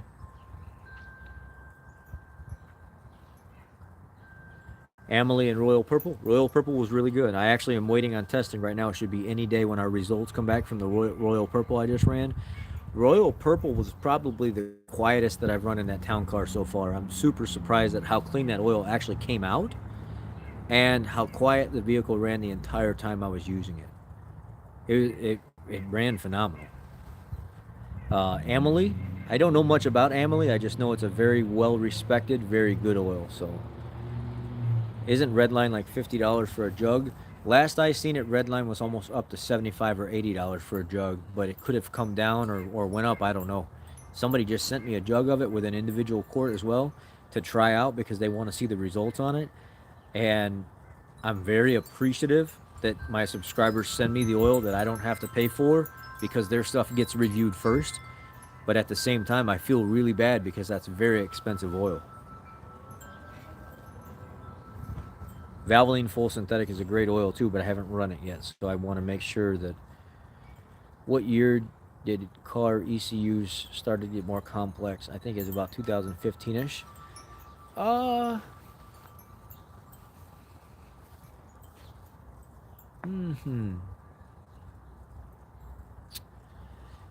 15-ish was really rough with how it increased everything for sure. But 15, I would think somewhere at the end of 2000, mid to 2000, between like 2006 and in 2010 is when I noticed a big shift in electronic issues that came out of nowhere. And it's because they're trying to get more out of it. They're trying to control stuff more. There's more components online. Then by about 14, 15, it started getting a little out of control, and now it's just absolutely nutty. Me and Aaron on one of our live streams, we were sitting down and we were looking at all the modules on one truck, on one single truck. And he went to the actual diagram breakdown and counted every module that was online just in a basic format.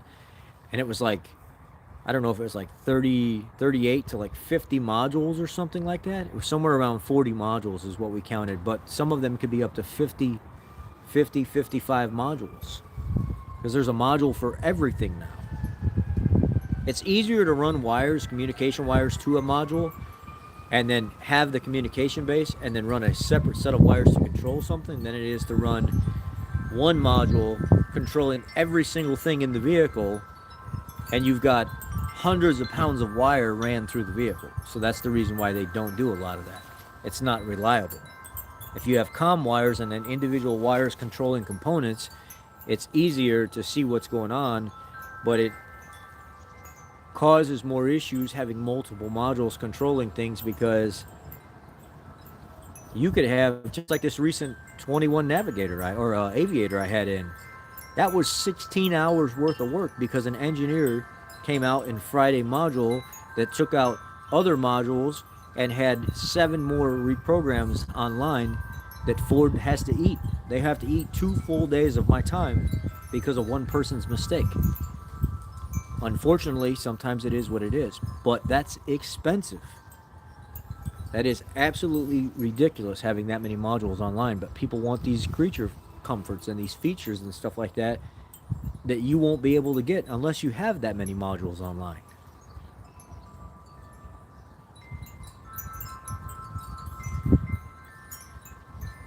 And thanks, man. I'm glad you're here. Ever heard of Baldwin filters? We sell them and have heard a lot of good stuff about them. I love Baldwin filters. I love Baldwin air filters as well. The Baldwin air filter I had was pretty comparable to the amount of pleats and filtering that it's actually better than the OEM, and it was about at the same rating capacity wise as Wix and Fram. So Baldwin they're no joke, and their oil filters, their cans, and their bypass spring and everything, super robust, so strong. Will cutting the rotors make them warp easier at 350 used for towing? Yes. Anytime you're taking away material from rotors, you're actually reducing the amount of heat that it can actually handle. And there's a safe within spec, but when you're removing material, you do increase the chance of warpage as well. So, to be honest with you, yes, but if you're conscious of what you're doing and you're not, if it's a vehicle that's full-blown used for towing and working every day, don't cut them, replace them. Motul, that's it. Yep. That's it, Michael. You remind me of my old friend Cody Palmer. Well, I'm glad I remind you of your buddy. So we could be buddies then. What's your thoughts on Royal Purple? We just talked about that. I'm way behind. I love it. I love the stuff. We're waiting to see the results. I should have it by midweek, I'm hoping. What's more reliable, Ford's 4.6 or 5.0? Whoo! Why'd you do that to me, Tyler? God, why'd you do that to me? I want to say... Oh, God. Why'd you do that? I want to say...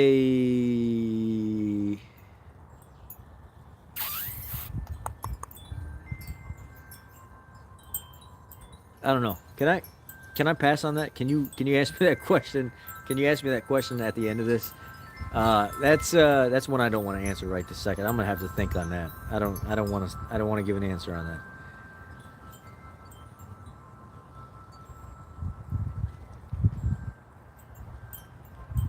All right, before I scroll, I can't. I've already seen one person's. I already seen Elvis say 4.6 man. I don't want anybody else's answers to influence me. So let me stop right where I'm at. I don't think it would be fair for me to keep going, because then somebody could be like, well, everybody else's answers influenced you. I want to say, from a reliability standpoint and the amount of abuse an engine can take, the 5.0 liter roller motor is by far a more reliable engine. Now, if I'm looking for efficiency and if I'm looking for reliability and I'm wanting to tie all a lot of things all into one, I would pick a 4.6 every day, all day. But you can beat the hell out of the 5 liter a lot more, and it lasts longer. Now I move on. I hope that was good enough because I don't want to go in any deeper. I feel like I would have a hard time fighting with my own self answering that question. My transmission comes with no dipstick stock and the cap was missing. Is there a problem if I put a cap on that is very tight with no breathing room? What do you mean came with no cap? You mean like on the F-150s that has the 19 millimeter or 3/4 little plug that goes over the top of the dipstick? Or are we talking about like on the 6F35 where they have the vent on top of the transmission and there's just a little rubber plug thing that goes over it with a clamp? It's supposed to be that way. I need to know more about what you're talking about.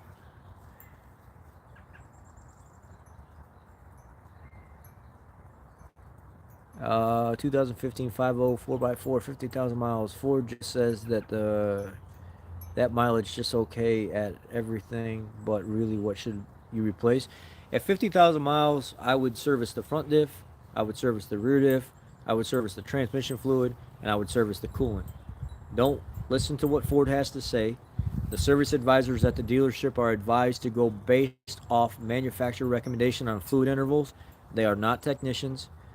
They don't know any better, to be honest with you. And if it's a very big volume dealership, they don't probably have a lot of interactions with techs, or maybe some of the techs don't like them to care to educate them. You need to go through and service everything. At that mileage, I would just do it now, get it knocked out, and then at 100,000 miles, you'll be ready to do it again. The transmission is not a 100,000 mile or 150,000 mile service like they say. It's not true. The coolant is not. It's not true. Front and rear diff needs to be done. Just do it. Do it. They only advise on what the manufacturer recommends, but us technicians know that's not a good idea. You're going to be without. Something's going to be broke. Service it.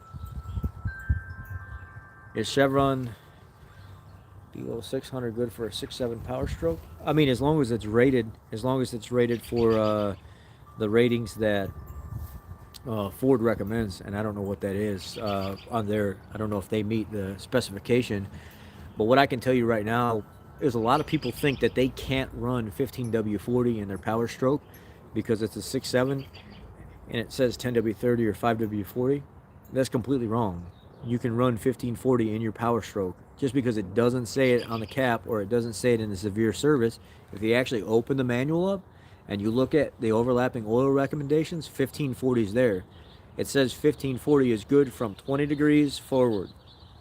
10W30 is good for, like, I don't know if it's like -10 or 0 degrees forward. And then 5W40 for severe service is good from, like, I think all the way at -30 forward. So 1540 is in there, and if you live in a climate that is at least 20 degrees or more all the time, you can run 1540 no problem. That's not an issue, especially this time of year when everything's starting to warm up. So if you can find some of their Chevron stuff that's 1540 and it's Ford spec rated, run it. Just run it. It's fine. 5.0 pushrod or 5.0 Coyote? 5.0 Coyote every day for power, but I would say 5.0 Coyote. Second gen 5.0 Coyote, or am I looking at third? Second gen 5.0 Coyote. What's my thoughts on a 22 F250? Still not built yet with a 7.3. I'm concerned I made a mistake. I'm worried about the lifters. You're fine. Run it, service it. We recently just had a fluke where we had an issue with a lifter, but they're not common. We're not seeing a consistent issue with them. The Power Stroke guys are not talking about lifters. They're more talking about spark plug wires being bad or not being able to handle the ignition, so they have to replace them to I think a newer, updated, more robust set, or find a nice aftermarket set that's compatible, that's better than the Ford ones. And I think there's a handful of guys that said they've replaced valve springs, but they've not done anything to really lifters at all. There's a few people out there that have had lifters replaced, but LTIS, you know, low time in service, that's what you got a warranty for, right? Make sure you get the ESP. It's super easy to change the lifters and stuff in that engine. That's probably one of the easiest engines next to an LS engine that takes no time at all to rip the heads off of it, put a new set of lifters, hold downs and stuff in it. That's, God, I mean, just the technician had never had any experience working on that 7.3 at all. And I think it was like 3.5 hours later, he had intake manifold ripped off, everything pulled out of the way, passenger side head manifold and everything ripped off, and he was looking down inside the motor. He was like, wow, that was quick. You can literally do the whole upper end in this thing from you start first thing in the morning and you're done by the time you go home with everything being cleaned and serviced and put back on the road.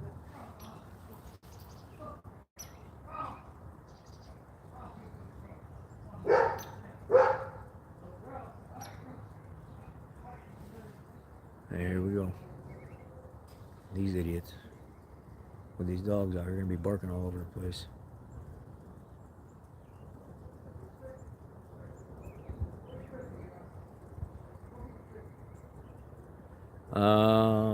You kicked it down. The mod motors last longer than pushrod V8s.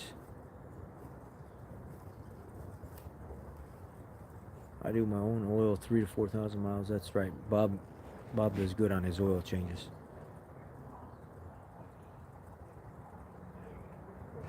Best 289 I ever had was a 1969 Ford Fairlane. A lot of people say those 289s would actually whoop up on most of these new V8s because of how reliable they were. They beat the living hell out of them.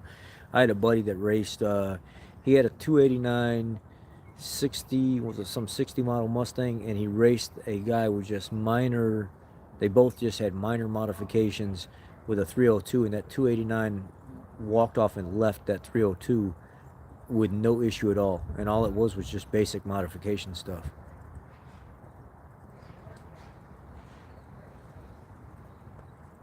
Would it make a difference if you drove like 10,000 miles in 3 weeks or less? Yes and no. I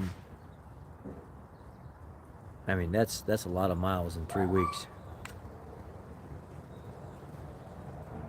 I'd still probably have to service it in between, just because, I mean, I know you don't want to do that while you're out there, but I think 10,000 miles in 3 weeks, if you're moving along that much, it'd probably be safe to continue to run it run it that 3 weeks and then change it, as long as you're keeping a good filter on it. But it's hard for me to even wrap my mind around that and say, oh, that seems like that would be okay. You're probably fine, especially if it's all highway miles. But then again, I don't even really want to say that.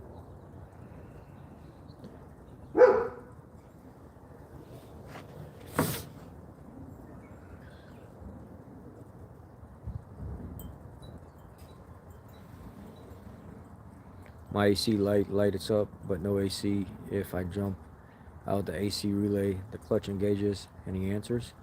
You're going to have to go back to the control head. You're going to have to check the wires between the relay.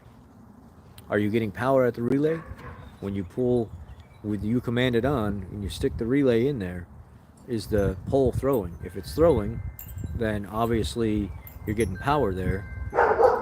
I would think that probably your command side, coming from the actual control head, the wires from the relay to the control head, or from the fuse, make sure the fuse is good, or from the fuse supplying power to the pass-through in the relay. You're going to have to verify the fuse and the wires between the fuse and the control head.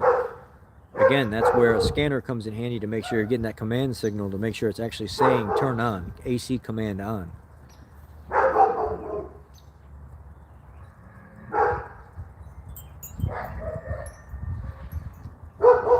Going to be changing manifold in your 6.0, are they necessary? I would think so. Anytime I pull a manifold off, I'm putting new gaskets on there. I'm not reusing anything.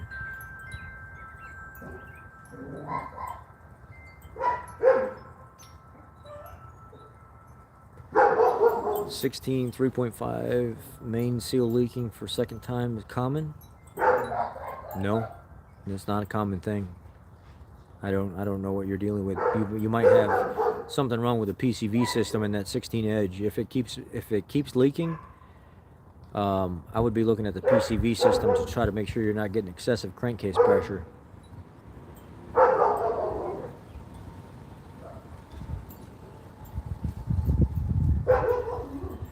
Thomas, the edge trans filter repair. What was the epoxy? It was a JB Weld type of epoxy.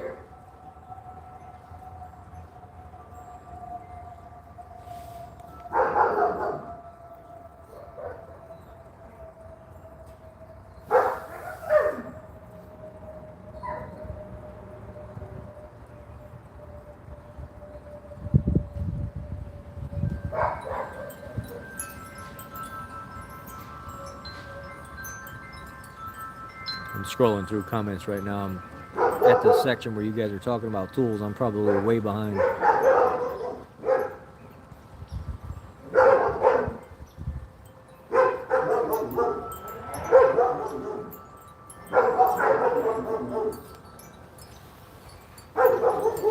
The 09 to 2010 5.4 is a little bit beefier. They did update that to where it didn't have like the two-piece plugs and stuff.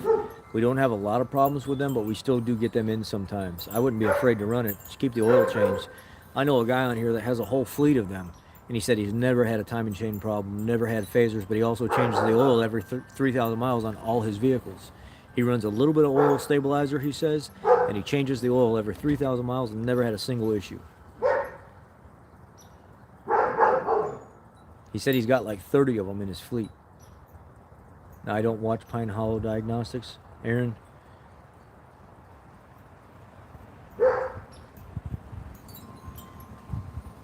Why does the 18 F-150 sound like a diesel? Probably because it's consuming oil. They have cylinder head issues, and they have, what is that, arc lined or something like that, liners. And it's a very noisy, very oil consuming, 18 and 19 were the worst ones. And I think they know that. And now they're going through a bunch of problems where a lot of those engines are popping up, and they're having to do long block replacements with them. Long block and cylinder head replacements because they're consuming so much oil.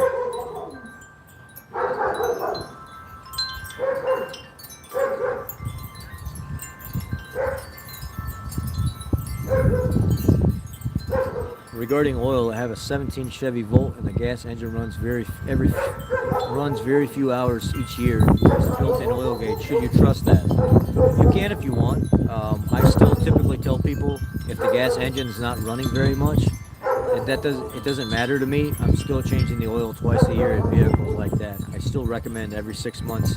Additive packets do have a shelf life. So saying that, oh, I only run it 2,000 miles, I only run it 1,000 miles or 3,000 miles, why should I change the oil but once a year, is because you still have a shelf life for the additive package. You still don't run that oil enough, and it still just sits there. I would still change it every 6 months. That's just how I do things. I like all the Mac wrenches, the thin ones, the ratcheting ones. Watch Wes work. He's a good channel too. He's been on here on some of my live streams before. Jimmy making it work. Change oil at least once a year or 5,000 miles. Yeah, I mean, you could do that if you want. I don't do the once a year thing. Every 6 months.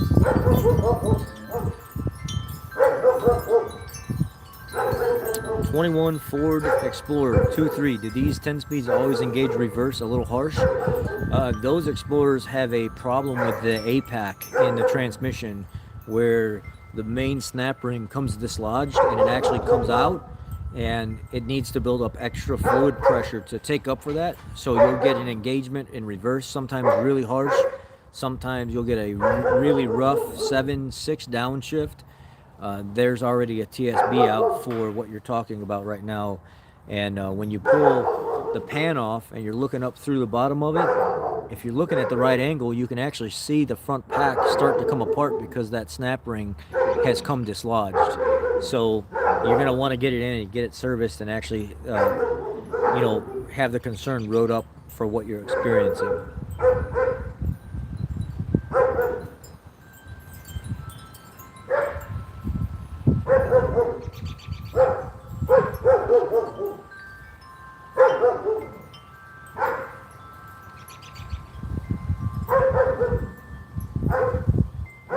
How would someone who's been working in the field for 10 years at a used car dealer with no certifications go about becoming a dealer tech? Walk in and apply for the job. They're probably going to hire you, and then they're going to start sending you to your, or they're going to have you do your online classes, and then they're going to actually start sending you to the sit-in classes as well. It's not a problem. The industry does like independent techs coming in as dealer techs because they simply have a lot of experience and they can pretty much do most things that you need them to do with minimal training. It's the computer stuff and exactly where to go for programming and getting them set up online. So that's how we got our diesel tech. He, 10, 15 years in the independent world, came in, was phenomenal. Good diagnostic skills, good drive to work. Put him online, started getting all his training and stuff online. Been sending him to classes. Best move we ever made as a dealership, hiring him. So dealers like independent techs as well. Don't be afraid of that. Just go apply. Go sit down, tell them your service or your experience. They'll hire you.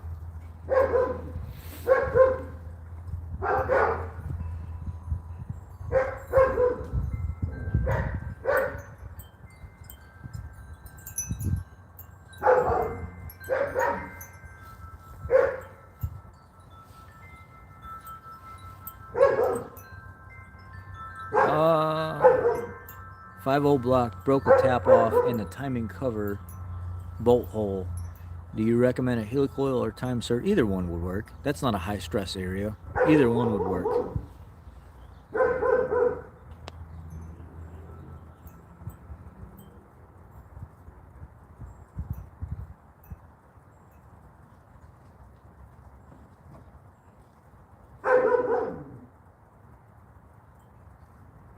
I'm going to move forward a little bit because we're time to buy. DS in the house. 18 F-150 having a noise randomly when accelerating, but as soon as I let off the gas, it goes away. Almost sound like a fuel pump going bad coming from the front. Oh. They had throttle body issues. They had VCT solenoid issues. That would be where I would be most concerned with that.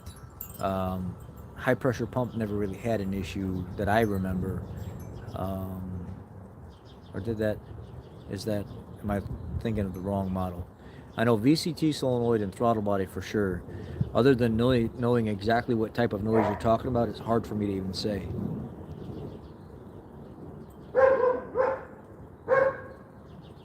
The beard looks good today. Yeah, I've been using the Cremo products. Every morning I get up, I shampoo it, I moisturize it with the Cremo stuff. I use the ivory comb to comb it. It makes me feel complete first thing in the morning.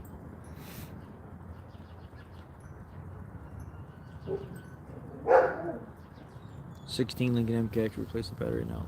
Oh, we already went through that.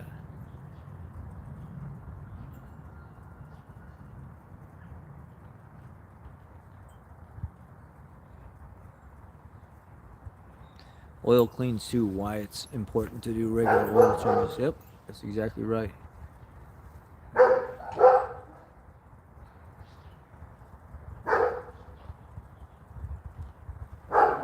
I would don't D-rock me Riz. 5K is the max. 3 to 4K is optimal.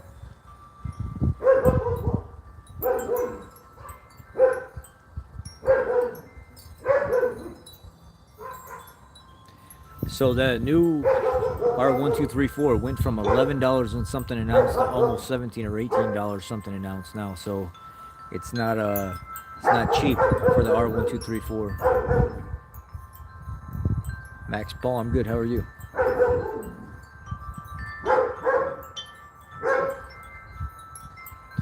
The new Bronco Sports? No. They have some electronic issues, but engine and transmission wise, no. I haven't seen any real issues.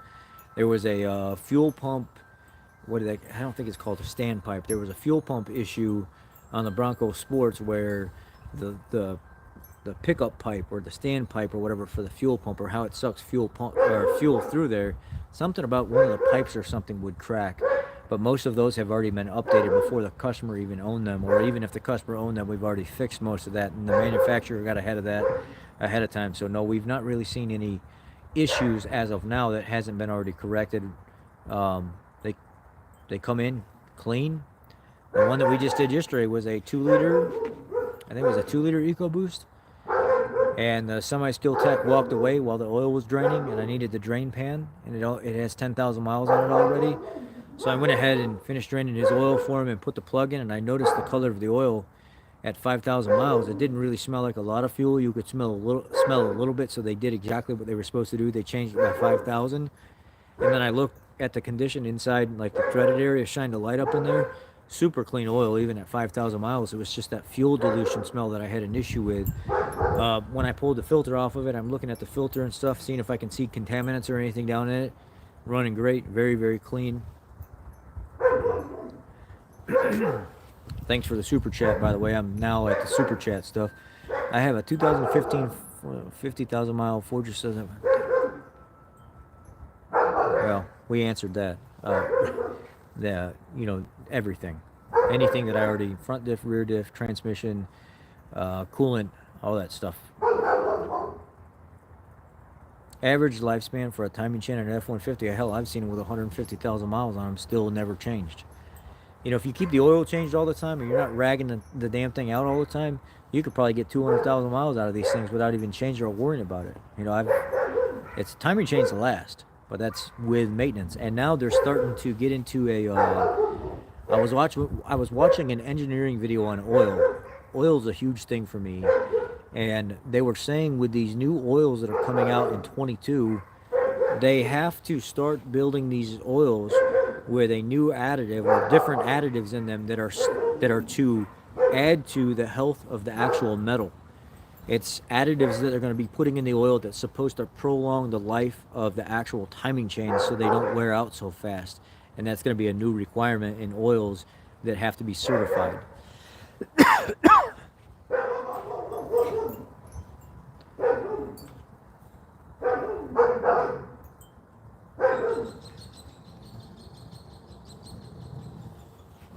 No, it's not, DS. So far, I've been running it, paying attention more and more. I'm starting to get a little bit more noises, little by little by little. So, just because that statement wasn't the initial, it's not what I'm seeing now. So as I run it, I'm gonna have to pay attention to exactly how it's functioning, and I don't even have 500 miles on it yet.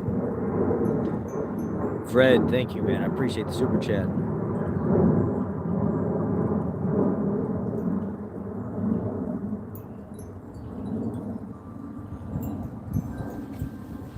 Super chat from Texas BR549.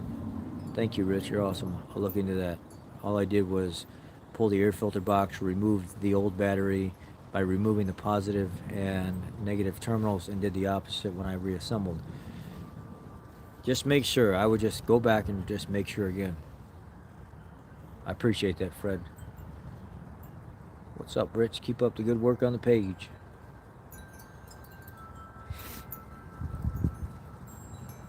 Never had the issue that Semper Fi runs into. I work at Federated Auto Parts. Our full synthetic house oil was $26 a gallon 4 months ago, and now it's $42. Well, look at the SuperTech oil. The SuperTech oil was only like, what, 18, 19 bucks? And now it's like $27, $28. It went up like crazy, too.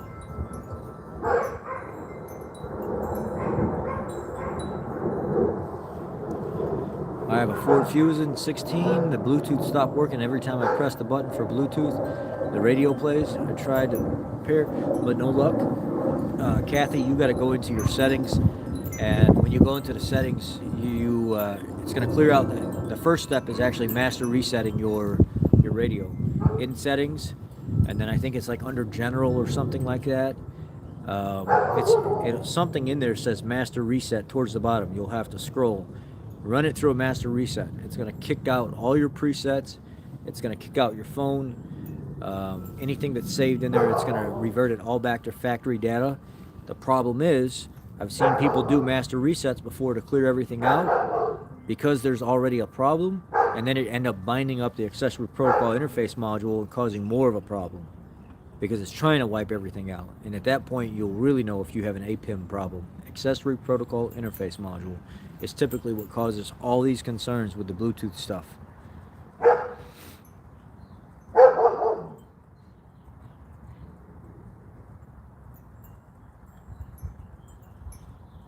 I don't Semper Fi. Poor Semper has the luck. He's not in the Chicagoland area. I think he's in like Ohio or something like that.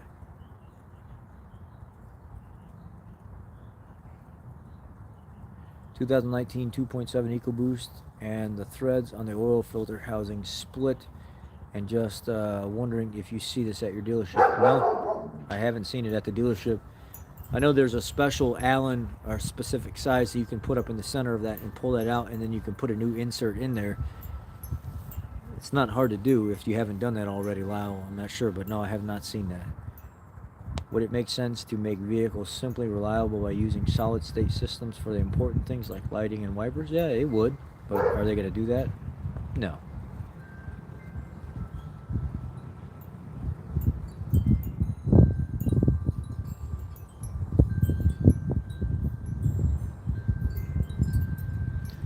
Schaefer's oil is supposed to be one of the best oils out there. I just haven't run it. I don't know very much about it.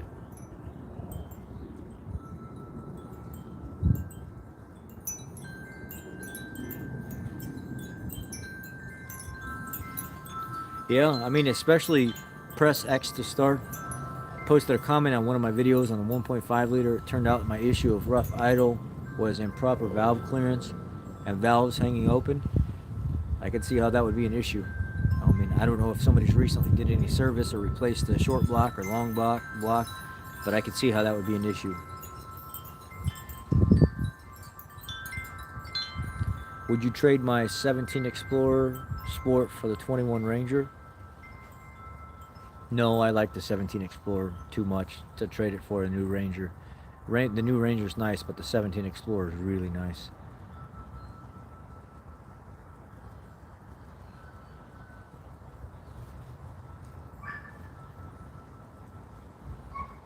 How bad does your car battery have to get for you to get message turning off touchscreen display, save battery life? Normally when you start seeing that just moments after you've keyed on and you're just sitting there not touching anything, and let's just say within a few minutes it's already popping up, your battery monitor has expired. So even if the battery is not bad, you still have a timer that's set inside that computer. And if you've replaced the battery and never reset the BMS, that timer's still ticking away from what it was before. And that will monitor the actual, not only state of health or state of charge, but also monitor the time that battery's been in that vehicle. So you may have to do a BMS reset if you know the battery is good and it's charging completely fine. Do it. A lot of people will unplug the BMS sensor to stop the auto start stop on their trucks, and they'll say, well, I just unplugged that battery sensor up there on the battery and it's fine now. What they don't realize is by unplugging that, sure, you did stop the auto start stop because it can't see the battery state of health, but at the same time, now you've changed the actual charge rate in which the vehicle is actually charging and functioning to charge the battery. So that is programmed into the computer for it to be able to know how it needs to function once electronics and things and loads are put on the system. That connector is there so the computer can see what's going on. So yeah, you unplug that connector, but you also change the way the vehicle's charging that battery.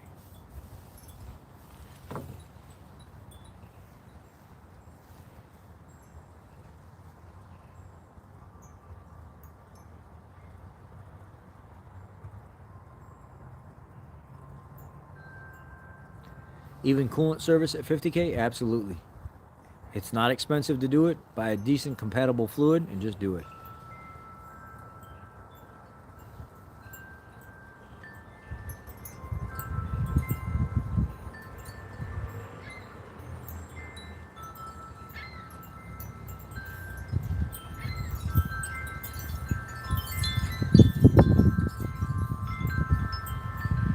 Will a 1.5 EcoBoost engine have that coolant issue? Yeah, it will eventually. If you have a 1.5, 1.6, or 2.0, probably a 90% chance in the future it will still happen.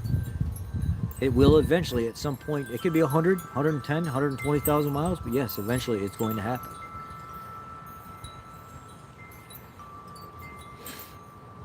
It's actually a 62 TE transmission in the Ram ProMaster. They're supposed to be plug-in. Was worried that my replacement plug is too tight, although it's just... Any idea what would cause the throttle to cut out completely while going uphill 21 Expedition? Having issues with vehicle lurching between 20 and 30 mile an hour during light acceleration? Yep, throttle body issues. As far as I'm concerned, throttle body issues, or if it's specifically designated to uphill, it could be a loose connection somewhere. You could have a loose ground or a loose power wire somewhere. Make sure all the connections going to everything are nice and tight. But you could be experiencing early issues with the throttle body. And when you say cut out, do you mean just like all of a sudden just lose power, no nothing, no pull, no anything? Or are you talking about like it has a skip delay and trans shifting? Because they have trans shifting issues as well.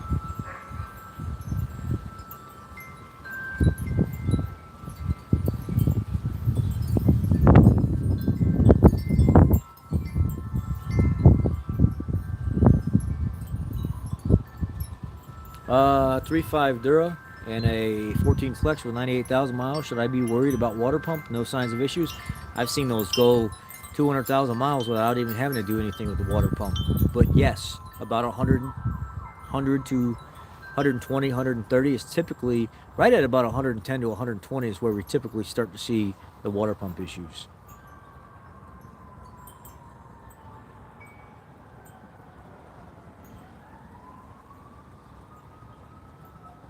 I love Wisconsin.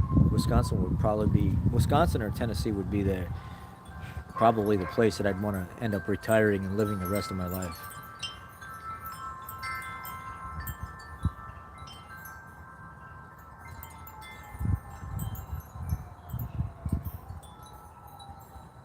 What's the best fuel injection cleaner? If you're looking for just general injection cleaner, I like, as always, I'm kind of biased because a lot of the other stuff doesn't work. I love dumping Marvel Mystery Oil in my fuel, 4 ounces per every 10 gallons. I also like the AMSOIL, the Performance Improver, and their fuel injection cleaner, and also Chevron Techron, really good stuff.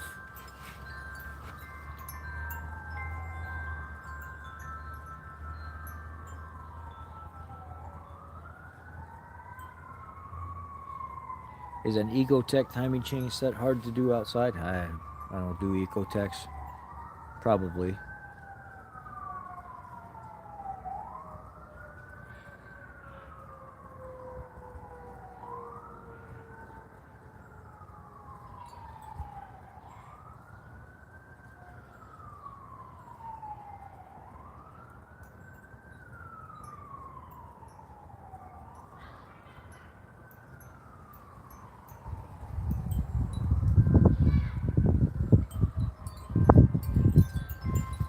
Yep, that's exactly, just like Fred said, that's exactly what to do with that fleet of 5.4 said. He said we drive them, we work them, we're not scared of them, and we keep the oil change every 3,000 miles. We never have issues with timing chains or phasers or any of that stuff. We just drive the piss out of them. For reliability, Cummins, Power or Duramax or Power Stroke? Ooh, buddy. It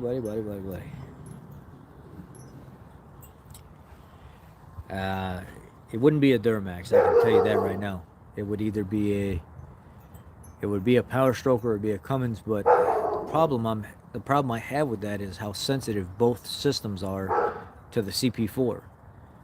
So in that instance, I can't give you which one is more problematic over the other, because I see a lot of Cummins engines in for the CP4 issue, and I see a lot of Ford Super Duties for the CP4 issue. So that'd be a tough one. I'd probably pick Power Stroke. although Cummins has been around for a long time, tried and true. The problem is people are scared to run additives. They're scared to run additives in their fuel, and they need to run additives, and they don't do it. So running hot shot, hot shot or like a Marvel Mystery Oil Ultimate in with your diesel will help a lot, but a lot of guys are running hot shot and they're not having a lot of CP4 issues. So I don't know. I would have to pick Power Stroke.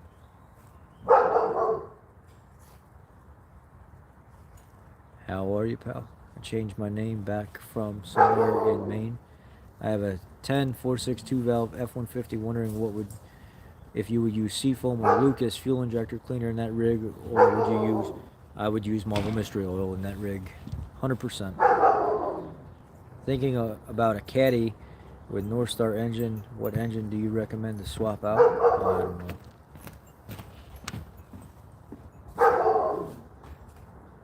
I don't know on that one, brother.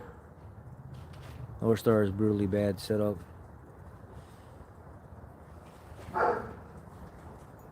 All the new transmissions for all the manufacturers have issues. Yeah, because they're all running the same type of transmission.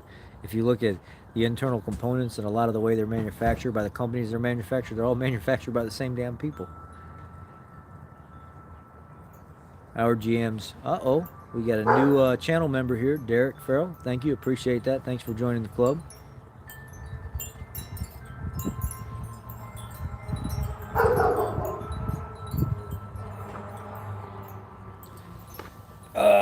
So I am going to speed through this. We're at 2 hours and 11 minutes. I want to be done with this already.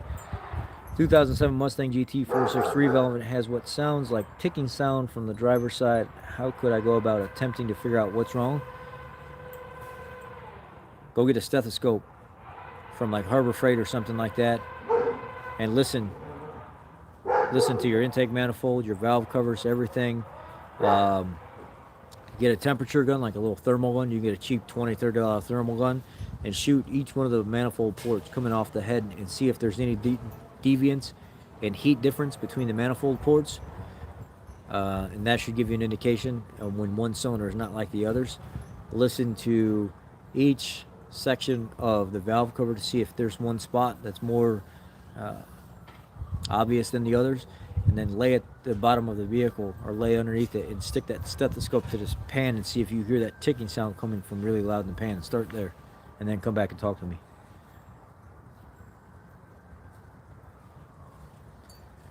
Let's move here. Moving.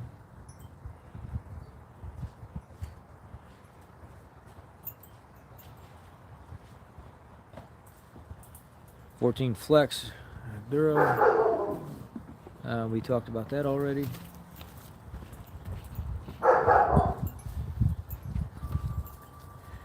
Girlfriend's mother. She don't care.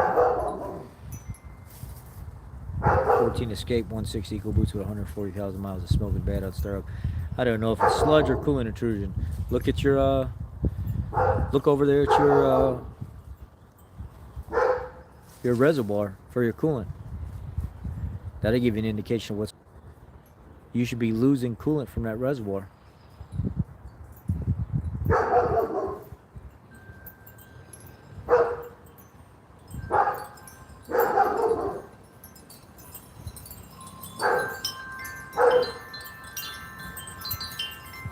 It's about, I think it's in the mid 40s or high 40s today here.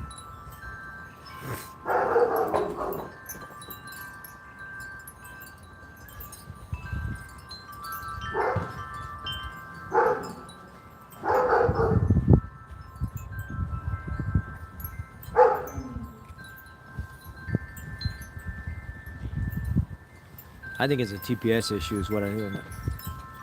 Of course Ray's going to say Duramax, because he's got a Duramax.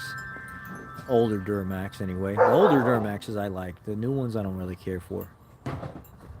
But I wouldn't pick a Duramax over a Cummins or a Power Stroke.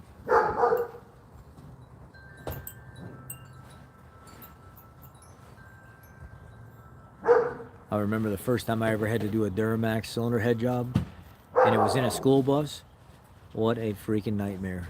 say they want to pay you like 30 hours or 35 hours to pull both cylinder heads, and then I had to extract glow plugs out of the cylinder head because they snap off in there, so all the water runs off of the cylinder heads down onto the glow plugs and rots them out inside the head. Yeah, I sent those off to the machine shop and had them laser the glow plugs out. There wasn't no way. It was the worst engine I've ever worked on for maintenance like that. Never again.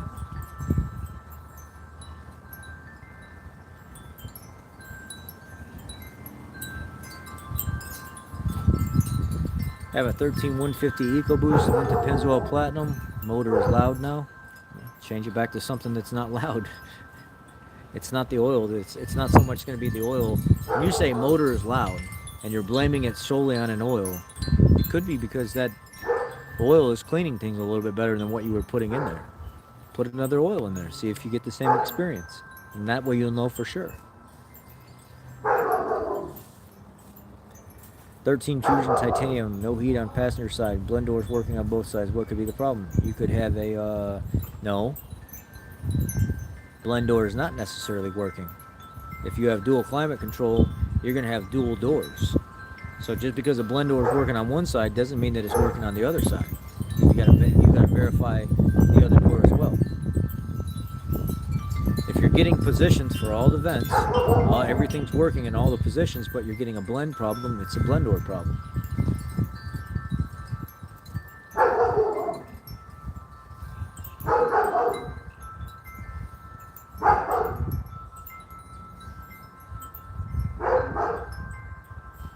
Is the 1.03 cylinder EcoBoost any good? No, it's not. I mean, it runs good for a while, but what ends up happening is you have an oil pump that's driven off of a rubber belt that ends up stretching, and you don't know what's going on, and slowly it starts losing oil pressure, and eventually the motor goes stoop, locks up, and you're done. 7-8 hours later, pull the engine right out of the top, drop a new engine in, done. Don't even have to lift the vehicle up for anything. You can pretty much do it all right on the ground.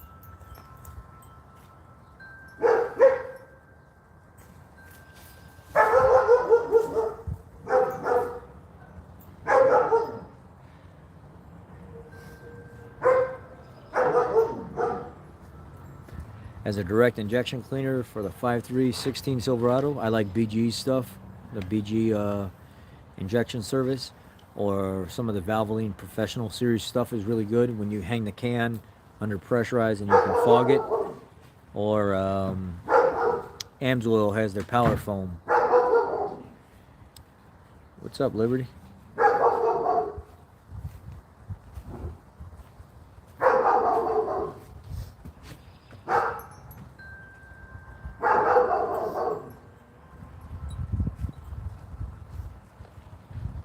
Older 2.0 liter, just a regular 2.0 liter? Yes. No turbo? Yes. It can go hundreds of thousands of miles. 100,000, 150,000, 200,000 miles. I've seen them with.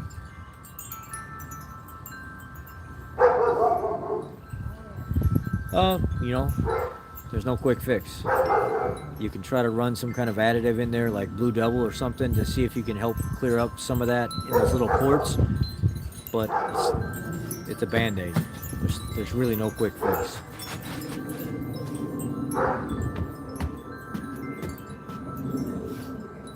'99 F-250 with a steam. Yeah, I did address that, and it's very good. How far down now is this going for? Oh, we're at the bottom. Hey, we made it. We made it to the bottom.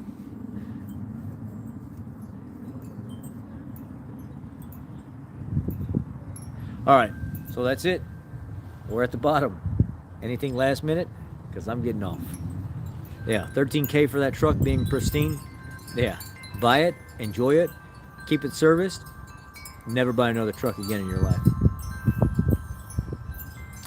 I already answered that, Orion. I answered that above. Oh. Just got a message from a friend stuck out in cracked oil pan, repaired with JB Weld, and is going to use 2-stroke marine oil. That's all he could find. Oh my God.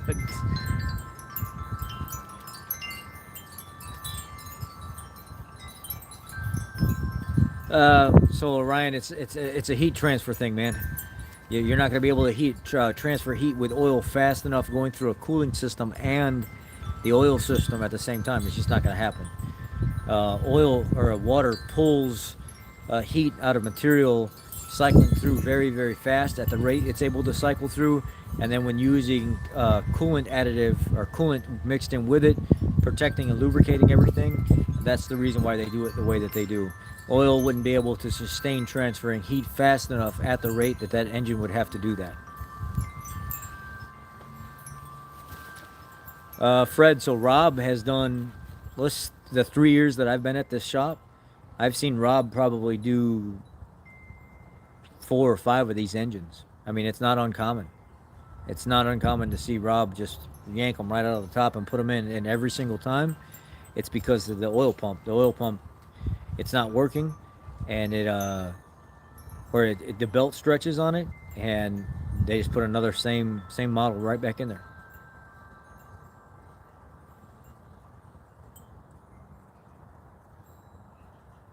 The 3 cylinders are only EcoSports, and what else? The Escape. It's got the Dragon 1.5 liter 3 cylinder. We've only had 1 Escape come in for a front cover leak right at 32,000 miles. And me and Joe kind of looked at each other and we were like, how in the hell has this thing got 30,000 miles on it already? And it's only like 9 months old. They drive the living hell out of this thing. It's some kind of company vehicle. And it stays on the road constantly. And Joe resealed the front cover.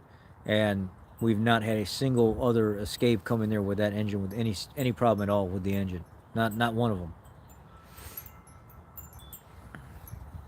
I get these shirts like this because my daughter, she loves them. And I don't mind them. I think they're kind of cool, but more for my daughter and my girlfriend. They like this kind of stuff. So I get them and I wear them. They smile. You know, it's for them. It's not for me. So that's it. That's it. That's all we got today. This was just to answer your guys' questions. So I hope I think I covered 95% of them. I think there's a few that I skipped over because I had already answered the question. So I appreciate you guys. Now I'm going to get off of here and I'm going to go back in with my family. And yeah, I've got a video that I'm going to load up talking about the situation with the trolls, talking about what I expect from people and what it's kind of, I hope it's not too much. It's what's expected on this channel and not expected on this channel. And just kind of talking about the disrespect lately from new followers that come here. And it's something that I need to get off my chest. I need to straighten some people out when they think that they're going to threaten me with my job and contacting my management and everything else. A lot of people need to realize that that doesn't bother me. It doesn't bother me at all. Not one single bit. I have my own shop. I have a bunch of money put away from over the years of working and stuff like that. I have my life together, and I don't want or need for anything, but I don't take well to threats. Let's just leave it at that. No, Bob, baby, don't jump on the deck because the phone's bouncing all over the place, okay? Thank you. Bob, it's not ignore the jerks. You guys know I don't like when people tell me to ignore things. I do what I see fit. And ignoring people sometimes doesn't fix the problem. Even saying something doesn't fix the problem. But one thing that I won't tolerate here is I won't tolerate disrespect. I will not have people disrespect me.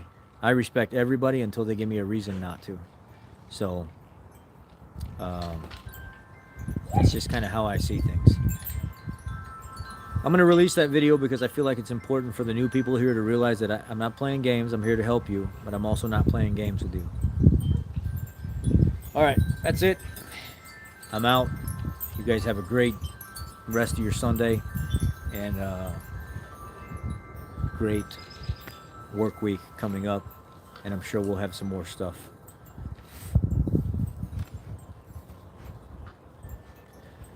I already touched on the house thing a little bit.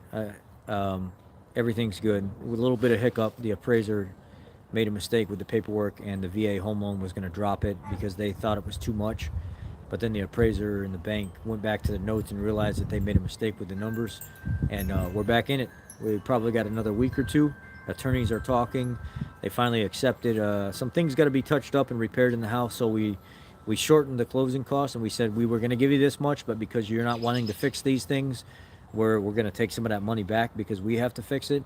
And this is we didn't shorten the amount that we were giving them for the home, but what we were going to give for closing cost wise, we pulled some of that back and said we're going to use that to repair the things that you won't repair. So they sat down with the attorneys, talked, they accepted everything, they signed everything, and now we're moving forward from here on the second rewrite of the contract. So we move forward now.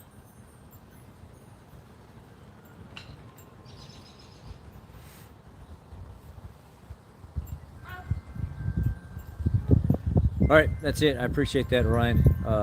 Thanks for supporting me on the home and the journey and stuff like that. Thanks to all the new followers. Thanks to all the new people. Thanks to all the super chats. You guys are a blessing to have here, and I appreciate you. So, take care. I'm out.